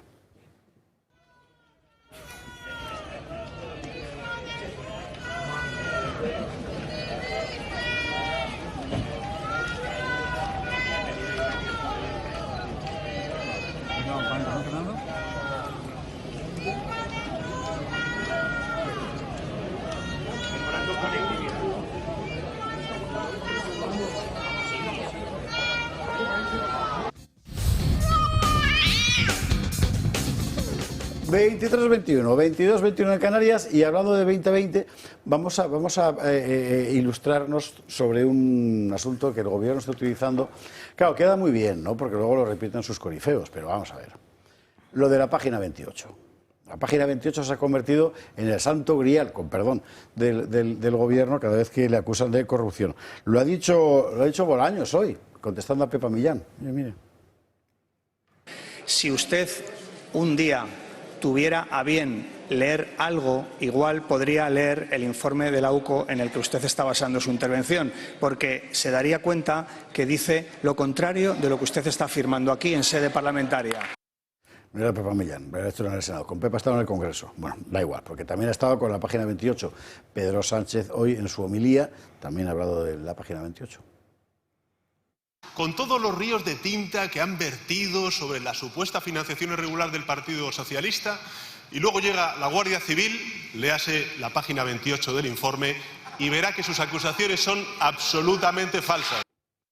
Bueno, ¿y qué dice la página 28? Claro, esta es la cuestión. La página 28 del informe de la UCO, que quiero recordar que son 280 y tantas páginas, ¿no? La página 28 lo que dice es que tras un examen preliminar, los importes correspondientes a préstamos, impuestos, recibos y comisiones e intereses se encuentran debidamente justificados o declarados. Claro, el problema es los que no. Esto corresponde a los pagos que se hacen oficialmente, ya sea vía Congreso, ya sea vía partido, a Koldo y Ábalos, porque recordemos que este no es un informe sobre la financiación ilegal del PSOE. Este es un informe que hace la UCO sobre la situación financiera de Koldo y de Ábalos. Es decir, que el gobierno miente absolutamente, claro. Pero bueno, dice lo de la página 28 y me imagino que hay un montón de gente diciendo sí, porque la página 28... Está buscándola, sí. No, y sin buscarla. ¿Para qué vas a buscarla? Porque si la buscas, en fin, te encuentras donde todos los tertulianos del Partido Socialista. Sí, la página 28, la página 28. Léase la página 28 y con un 28 una camiseta de un 28 y tal. O sea, no, de verdad, esto va a dar para dar... Ha sido rufián decir lo de la cabra de la Legión y ya se han puesto todos los tertulianos a decir ¿por qué tenemos que pagar nosotros el desfile el 12 de octubre? Y hablar de la cabra de la Legión. O sea, que es que el poder político dice una cosa y ya los tertulianos ¡ruah!, a echarse encima del argumentario y a soltarlo en televisión. Es absolutamente abyecto. O sea, que les veo de venir, ya veréis. Yo creo que en este caso Rufián tiene razón y que este año el desfile del 12 de octubre tienen que pagarlo los del Open Arms y los de la flotilla. Claro. Si las Fuerzas Armadas quieren estar donde dicen sus jefes, y si no, que protesten. Que han protestado mucho, ¿eh? Que han protestado mucho. Ayer la de la flotilla concedió una entrevista en una cadena privada y les comentó, oye, eso no estaba pactado, Sí, eso que me has preguntado. No me preguntes cosas que no estaban pactadas. O sea, ha sido como Truman en la película, que en un momento dado rompe, como que las preguntas están pactadas y que esto es un paripé, pues así es. Todo lo que ha salido aquí además, si se acuerda usted, Jorge Campos lo dijo el primer día, haciendo un cálculo así por encima, dice, vamos a ver, todo esto que dicen que llevan, en estos barcos que llevan, no cabe. Y efectivamente, es que todo era un gigantesco paripé político. Bueno, y lo hemos pagado todos. Y también hemos pagado su regreso. Pero volviendo al tema Ábalos y Koldo, aquí hay muchos problemas. Y es que hay muchos miles de euros que no están justificados. No entramos ya en el asunto de Santos Cerdán, que igual sí que entramos también. Pero el problema está en que hay mucho dinero circulando. Muchísimo. Muchísimo. Y secretarías muy inquietas por tener tanto dinero. Claro, y bueno, vamos a ver el asunto como nos lo cuenta Marina Neila para informarnos un poco sobre el monto de la operación y ahora comentamos. El PSOE se saltó su propio sistema de control de gastos. Según las normas internas del partido, los gastos que superan los 600 euros semanales o los 1.500 euros mensuales deben ser revisados de manera especial. La dirección debe reunirse para aprobar o rechazar esas partidas. Sin embargo, esto no se hizo ni una sola vez en las 32 ocasiones en las que Ábalos, Koldo y especialmente Cerdán superaron esos límites entre 2018 y 2025. Esto a pesar de que el refuerzo de controles está claramente recogido en el Código Ético del partido, en el apartado que establece los principios para garantizar un uso responsable de los fondos. Cerdán superó ese límite en 24 ocasiones. Además, según fuentes internas, abusaba de su posición como secretario de organización, llegando a incluir facturas que no correspondían a gastos de representación. Algunos de estos gastos mensuales, supuestamente destinados a representar al partido ante terceros, superaban incluso los 3.000 euros al mes, más del doble del límite establecido. Ábalos y Koldo también disfrutaron de estos privilegios. En la famosa foto con los sobres en efectivo que aportó la UCO, se evidencia que el asesor del exministro recibió un sobre con 2.928 euros en efectivo, otro pago más que no fue revisado por el partido. Y Ábalos, por su parte, superó los 1.500 euros hasta en 6 ocasiones, sin que se aplicara ningún control. El nombre de Celia que aparece al otro lado del sobre corresponde a Celia Rodríguez Alonso, la secretaria adscrita al área de organización del PSOE, encargada de gestionar los viajes, pagos y otros privilegios de Ábalos, a veces también para su mujer y de Koldo en los años que coincidieron con la actuación de la trama que investiga el Tribunal Supremo. Todo ello deja al descubierto un sistema de privilegios y pagos opacos sin ningún control. Como dice textualmente Josué, la Guardia Civil, una operativa alternativa, un circuito alternativo de dinero en una cosa así. ¿De dónde ha podido salir? Porque esta es la otra. Ayer Pachímedes hizo el ridículo una vez más, porque tiene una con el asunto de que, claro, es que en cualquier parte, aquí también, te dan dinero en efectivo, que en sí tú el Grupo Socialista del Congreso, no, nosotros, transferencia, claro. Pero si ¿cuántas veces ha prohibido el Gobierno y además ha ido rebajándolo sucesivamente la cantidad de efectivo con el que puedes pagar? Creo que ahora está en 1.000 euros. O sea, es evidente que aquí pues tienen como mínimo gato encerrado. Bueno, desde luego hasta un socialista puede entender que lo que dice la página 28 pues es evidente, ¿no? Cualquiera puede entender que las cuentas que un partido político presenta al Tribunal de Cuentas o esas auditorías externas, evidentemente va lo que va. Todos esos sobres no van. Todos esos sobres no van. Pero es que nadie se puede creer que en el Partido Socialista cualquier movimiento que se hiciera con el desconocimiento de Pedro Sánchez. O sea, yo creo que nadie puede, en su sano juicio, pensar que cualquier movimiento se hacía sin que él lo conociera. De hecho, bueno, pues sus secretarios de organización, que son la gente más cercana a él, pues están todos donde están, ¿no? Y ese silencio que se intenta comprar también de los allegados y vinculados más cercanos a esos secretarios de organización, a los que todos les ha colocado y les ha dejado bien colocados en puestos con más de 200.000 euros de sueldo para que estén calladitos. Es que interesante que hoy a Óscar López le han preguntado por el asunto y no he dicho que no. Y luego sobre todo de este tema de las investigaciones de esa trama que investiga el Tribunal Supremo sobre si el Partido Socialista usó su estructura para esa red de financiación ilegal. un tema que preocupa y mucho ahora mismo al Partido Socialista es lo que está apareciendo y lo que se prevé que va a aparecer de Ángel Víctor Torres, porque puede ser la cabeza de unas cantidades de dinero, se habla de cercanas a 12 millones de euros en mordidas. Creo que ese es un tema que está a punto de salir. Llevamos meses esperándolo porque lo hemos comentado aquí muchas veces, pero creo que es un tema que preocupa y mucho ahora mismo al Partido Socialista. Absolutamente. Has dado con la clave, Carlos, cuando has indicado ese silencio que se está comprando de 7 cargos socialistas que hoy apuntaba ABC. Todos nos sentimos escalofríos cuando vimos el silencio de los corderos. Yo lo siento cuando veo el silencio de los socialistas, estos del PSOE. O sea, 7 cargos muy cercanos a Ábalos. Estamos hablando del número 2 en el Ministerio de Transporte, que ahora es el presidente de Correos. Estamos hablando que otro cargo, mano derecha de Cerdán, ahora está en una Secretaría de Estado. Estamos hablando que a otra persona le han colocado en Paradores, que es la persona mejor colocada de España. El paraíso del político, es secretario general de Paradores. Pues ahí le han colocado a otra mano derecha de Ábalos. Está claro que están comprando silencios, están comprando voluntades y están intentando que esto pase de soslayo, intentar distraer con la página 28. Pero es que las chistorras, es que llama tanto la atención, o sea, que tengamos a nuestros políticos hablando de chistorras. Claro, yo no he visto ninguna en mi vida, porque la tenían todos estos, todos los socialistas, por eso el ciudadano medio no hemos visto un billete de 500 euros, efectivamente, al billete de 500 euros en mi vida.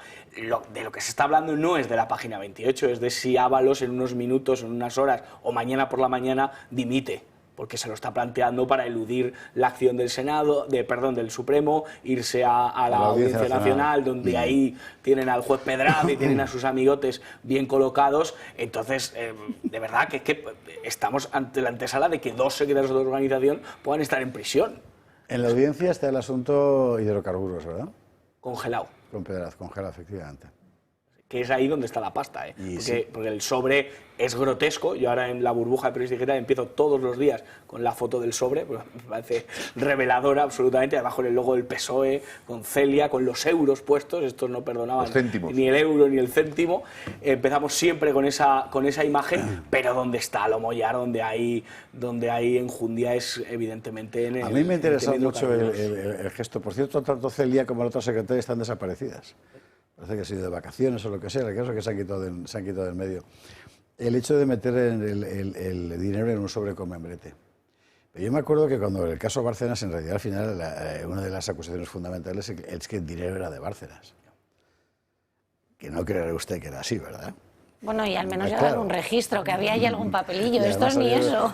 Aquí era un sobre del partido y la chica nerviosísima, que quede claro que esto no es mío. Al menos un listado con iniciales, ¿no? Había en la época del PP. Yo creo que la clave de este asunto está, ya poco que decir porque lo habéis apuntado todo, pero 2 cosas sobre los satélites mediáticos. En primer lugar, que estamos, lo que bien apuntabas en la trama, Coldo, Aldama, etcétera, bueno, toda esta gente. Porque efectivamente puede que estuvieran contabilizados o no, según dice la UCO, determinados pagos y no todos, o sea, a ver si esos sobres sí o esos sobres no, pero que estuvieran contabilizados en el Partido Socialista, pero lo declararon ellos. Esa es la cuestión, porque estamos investigando, claro, estamos investigando eso. Por un lado está esa parte y por el otro lado está la pieza de lo que ha declarado o no el Partido Socialista. Yo no sé si el dinero de esos sobres aparentemente no está declarado porque no está registrado ni contabilizado en ningún lado de lo que ha mostrado a la fecha la UCO, y el Partido Socialista tampoco ha sacado un listado, ¿no? Pero lo que sí que está claro es que la otra parte que apuntabas, pagado legalmente, no está, porque hay pagos de 2.000 y pico euros, como bien habéis apuntado en el vídeo, que superiores a 1.000 no se pueden hacer en efectivo cualquier ciudadano a pie, pero en los partidos políticos parece que sí, ¿no?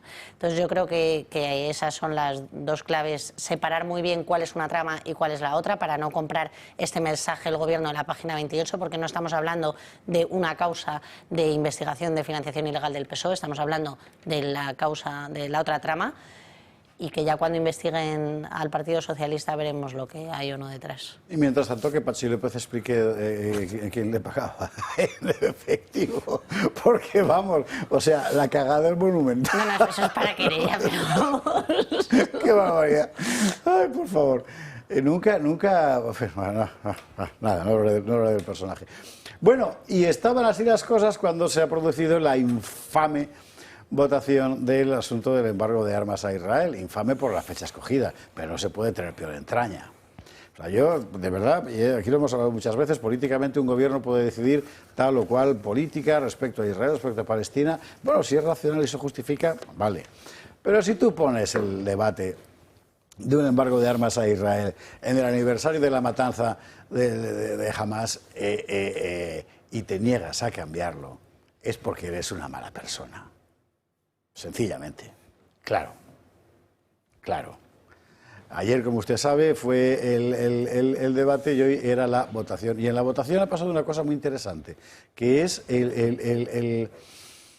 Vamos a ver, una cosa es cabalgar las contradicciones y otra cosa es comérselas todas, que es lo que ha hecho Yone Belarra en el asunto este, porque dijo, como usted sabe, Podemos que votaría que no por una razón y ha acabado votando que sí por la misma razón. Y esto es muy complicado de entender. Gloria Sacristán. Podemos lleva semanas criticando el embargo de armas a Israel. Lo han tildado de embargo fake. Que es que este embargo es un embargo fake. Una y otra vez. El gobierno ha hecho un embargo fake. Es que este es un embargo fake. No un embargo fake. De estafa, coladero y tomadura de pelo. No un embargo que sea un colador, es una tomadura de pelo. E incluso para Pablo Fernández este embargo tenía más agujeros que un queso de Gruyère. Que este embargo tiene más agujeros que un queso de Gruyère. Un embargo que para los morados tampoco serviría para frenar la compraventa de armas a Israel. Que no va a servir para frenar la compraventa de armas a Israel. Y con todas estas declaraciones sobre la mesa, sorprende que Podemos haya decidido finalmente votar a favor del decreto. Y hoy vamos a permitir la convalidación de este Real Decreto. Contradicciones en masa que nos obligan a preguntarnos cuánto vale la palabra de los morados si, aun estando en desacuerdo, votan a favor. El decreto es un coladero por el que se filtra la complicidad de España con los genocidas. Además, la formación ha dado marcha atrás sin haber negociado y sin nada a cambio. Incluso la secretaria de la formación tiene el valor de decir que no serán la excusa del PSOE para no hacer nada. Podemos no será la excusa del PSOE para no hacer nada y para seguir manteniendo las relaciones militares con Israel. Pero lo cierto es que el voto a favor de Podemos permite al Ejecutivo respirar tranquilo, por lo que, una vez más, los morados prefieren dejar sus valores de lado y venderse de nuevo a Pedro Sánchez. O sea, áteme usted esa mosca por el rabo. Esto es un decreto fake y es verdad, porque en la práctica se reserva el poder seguir comprando armas por razones de seguridad nacional. Bien. Y como es un decreto fake, voy a votar que sí para que quede claro que es un decreto fake. No tiene vergüenza. No tiene vergüenza. Ellos son una izquierda fake. O sea, ya puestos a hablar de cosas, aunque hay que decir falsa, esto de decir fake y shake y chorradas de estas anglosajones. Decía Lola Flores, usted sabe inglés, dice, si Dios no lo... ¿Cómo era? ¿Sabe usted inglés? Bueno, decía una expresión. El caso es que Lola Flores no quiera a Dios, no quiera a Dios, efectivamente, no quiera a Dios. No lo quiera Dios. No lo quiera Dios. Pues esa es la realidad. Vamos a ver, el 7 de octubre es la fecha de la victoria de Lepanto, esto hay que dejarlo bien claro. Sí, señor. Aquí lo recordamos. Si Estados Unidos tuviera un Juan de Austria y una victoria en Lepanto, habría actos conmemorativos, todo el mundo se enteraría y nadie se ha enterado que ese es el gran día español y en el que, oye, si no llevamos turbante y ese tipo de cosas es gracias a esa victoria. Después, comentarle a Podemos, yo no sé cómo ha sentado en los votantes de Podemos esta cuestión. O sea, lo que no se puede, políticamente hablando, es, como tú muy bien has dicho, es dar la misma explicación para hacer una cosa distinta. Oye, cúrratelo un poco y cambia la explicación y dale otra explicación sobre todo a tus votantes.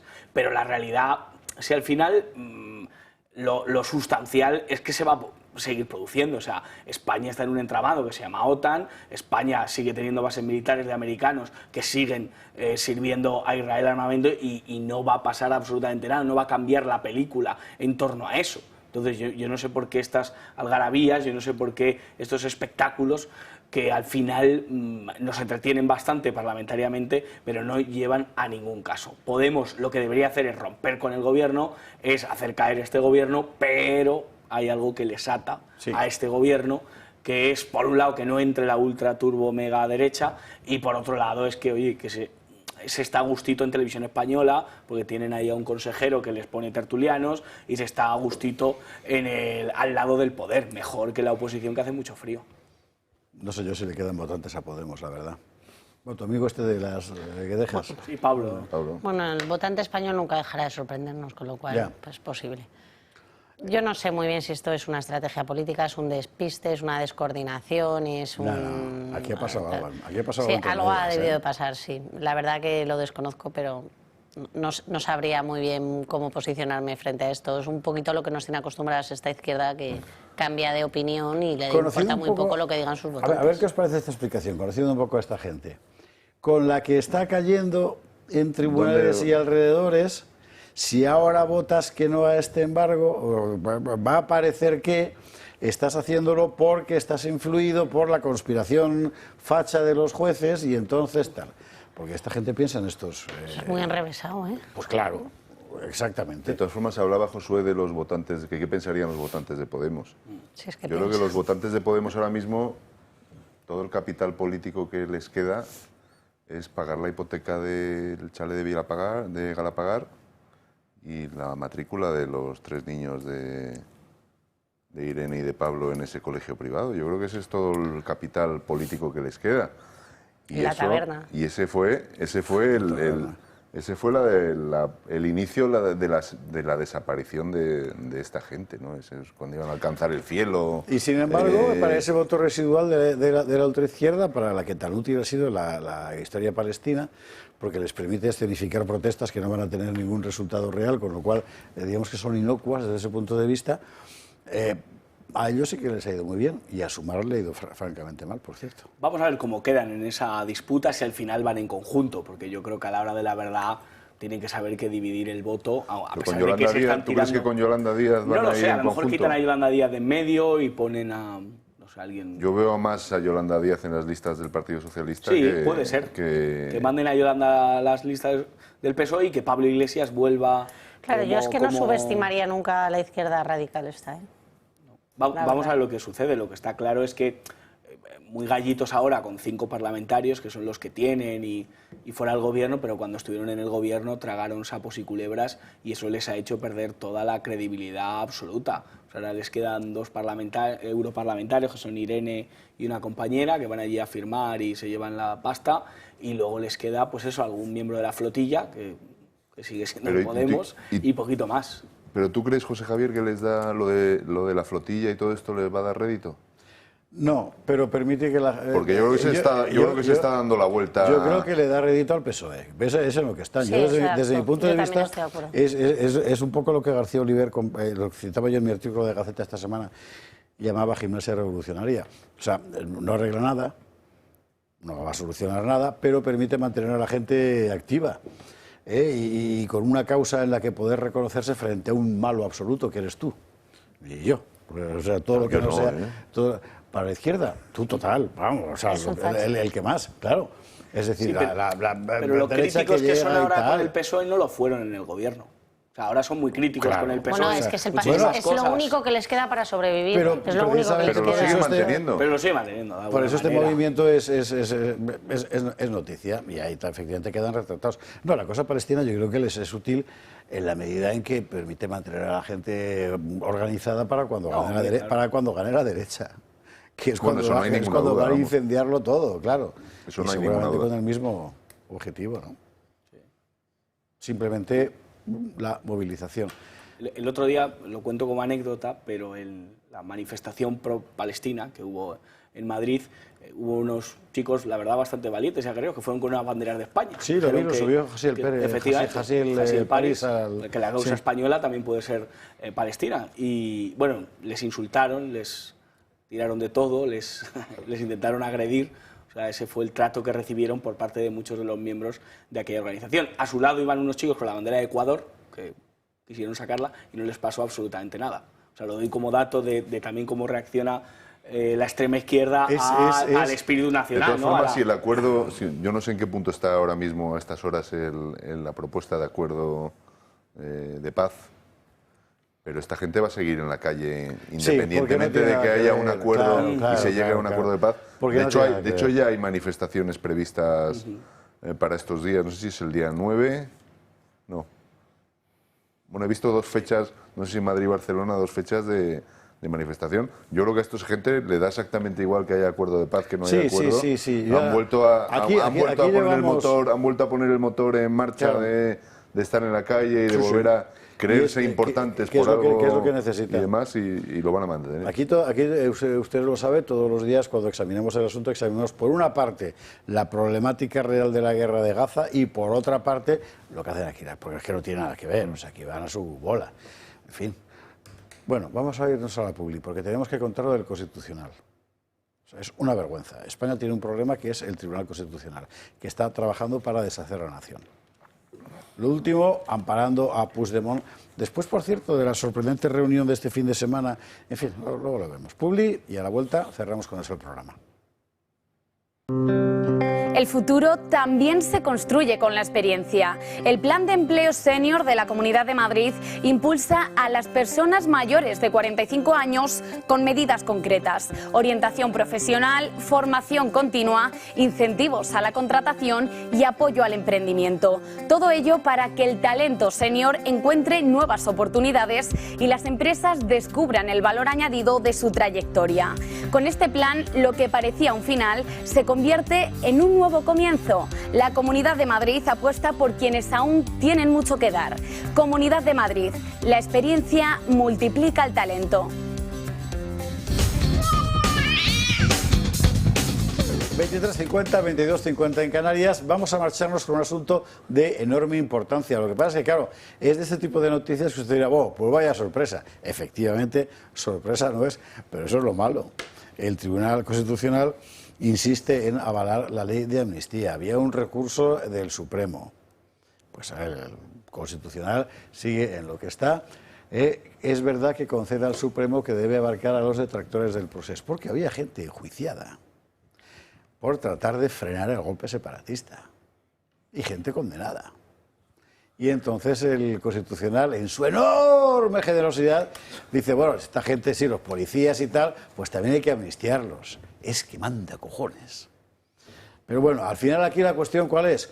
Pues la cuestión es que el Supremo, como usted sabe, no era partidario de amnistiar la malversación. Nadie es partidario de amnistiar la malversación, pero el Constitucional quiere amnistiar cualquier cosa que haya hecho un separatista. Ya está. ¿Por qué? Por 7 votos. Pedro. Ese es un buen resumen. Aquí te salvas por ideología política. Lo vimos hace 2 semanas con el tema también de los amnistiados estos de Zaragoza en contra de la libertad de expresión y la libertad política. Los indultados, efectivamente. Sí, indultados. Todo lo hacen así, o sea, todo lo hacen por un interés político y efectivamente porque tienen completamente colonizado o cada vez más colonizado el Poder Judicial y muy en especial el Tribunal Constitucional, ¿no? que aunque aquí no ha sido ha sido por mayoría, pero no todos los magistrados han votado a favor, la realidad es que al final sacan adelante. Yo creo que la clave de todo esto, sin perjuicio de que a nadie nos sorprende esta noticia, es que no podemos olvidar que el Tribunal Constitucional, con su composición actual, está ahí gracias a que el Partido Popular votó con el Partido Socialista el Consejo General del Poder Judicial y así se desbloqueó la situación y repartieron a los magistrados, ¿no? Yo creo que esa es la clave, porque al final estamos pagando, pues esto, lo que hablábamos antes, todos los baloncitos de oxígeno que Feijóo le acaba dando a Sánchez institucionalmente, cuando en la calle o en los eslogan ponen todo lo contrario, ¿no? Esto es peligrosísimo, el tema de la ley de amnistía y todo lo que está hablando el Constitucional, que va uno detrás de otro, y es lo que nos acerca cada vez más a una tiranía y nos aleja de la democracia, ¿no? Sí, la cuestión es que ya la propia figura del Tribunal Constitucional es que chirría, lo mire uno por donde lo mire. Está deshecha. Es el tribunal de Pedro Sánchez, básicamente. Más allá de que arquitectónicamente pues no es el monumento más bonito de Madrid, ni muchísimo menos, o sea que yo creo que si lo perdiéramos de vista tampoco perdíamos nada. Yo creo que, oye, en eso sí que me gustaría preguntar a alguien de Vox si realmente se va a cerrar, porque yo una Cámara de representación política superior incluso al Supremo, es decir, que revisa sentencias del Supremo, que revisa cualquier cuestión que otros jueces determinan o que bueno, pues como hemos visto, todo el caso de los ERES, al final el Tribunal Constitucional ha dicho que ahí ni hubo cocaína, ni hubo gastos en prostíbulos, ni hubo nada, que ahí Magdalena Álvarez y Chávez y Griñán, pues que lo hicieron todo muy bien, ¿no? Entonces yo creo que el Tribunal Constitucional, de verdad, ya sé que le queda poco a Pumpido hasta diciembre, ¿no? Y que el hombre por la calle le insultan y el otro día en un bar le dijeron un par de cosas, que es lógica, porque hombre, como se está comportando, pues creo que debe desaparecer y creo que es una figura que como mucho tiene que ser una sala más del Supremo, como mucho, pero no tiene que funcionar como un órgano superior, último, que valide, pues eso, todo lo que nuestra Constitución, que es tan voluble, pues permite. Eso estaba pensado como un guardián de la Constitución, en el sentido que el seniano, y ha sido exactamente al contrario para lo que ha servido. Entonces, en fin. ¿Sí? ¿Decía que Vox quería cerrarlo? Sí. Yo entiendo, en su día siempre ha estado en su programa y lo han querido. Yo espero, espero que si Vox llega al poder se cierre. Bueno, pues a ver si llegamos.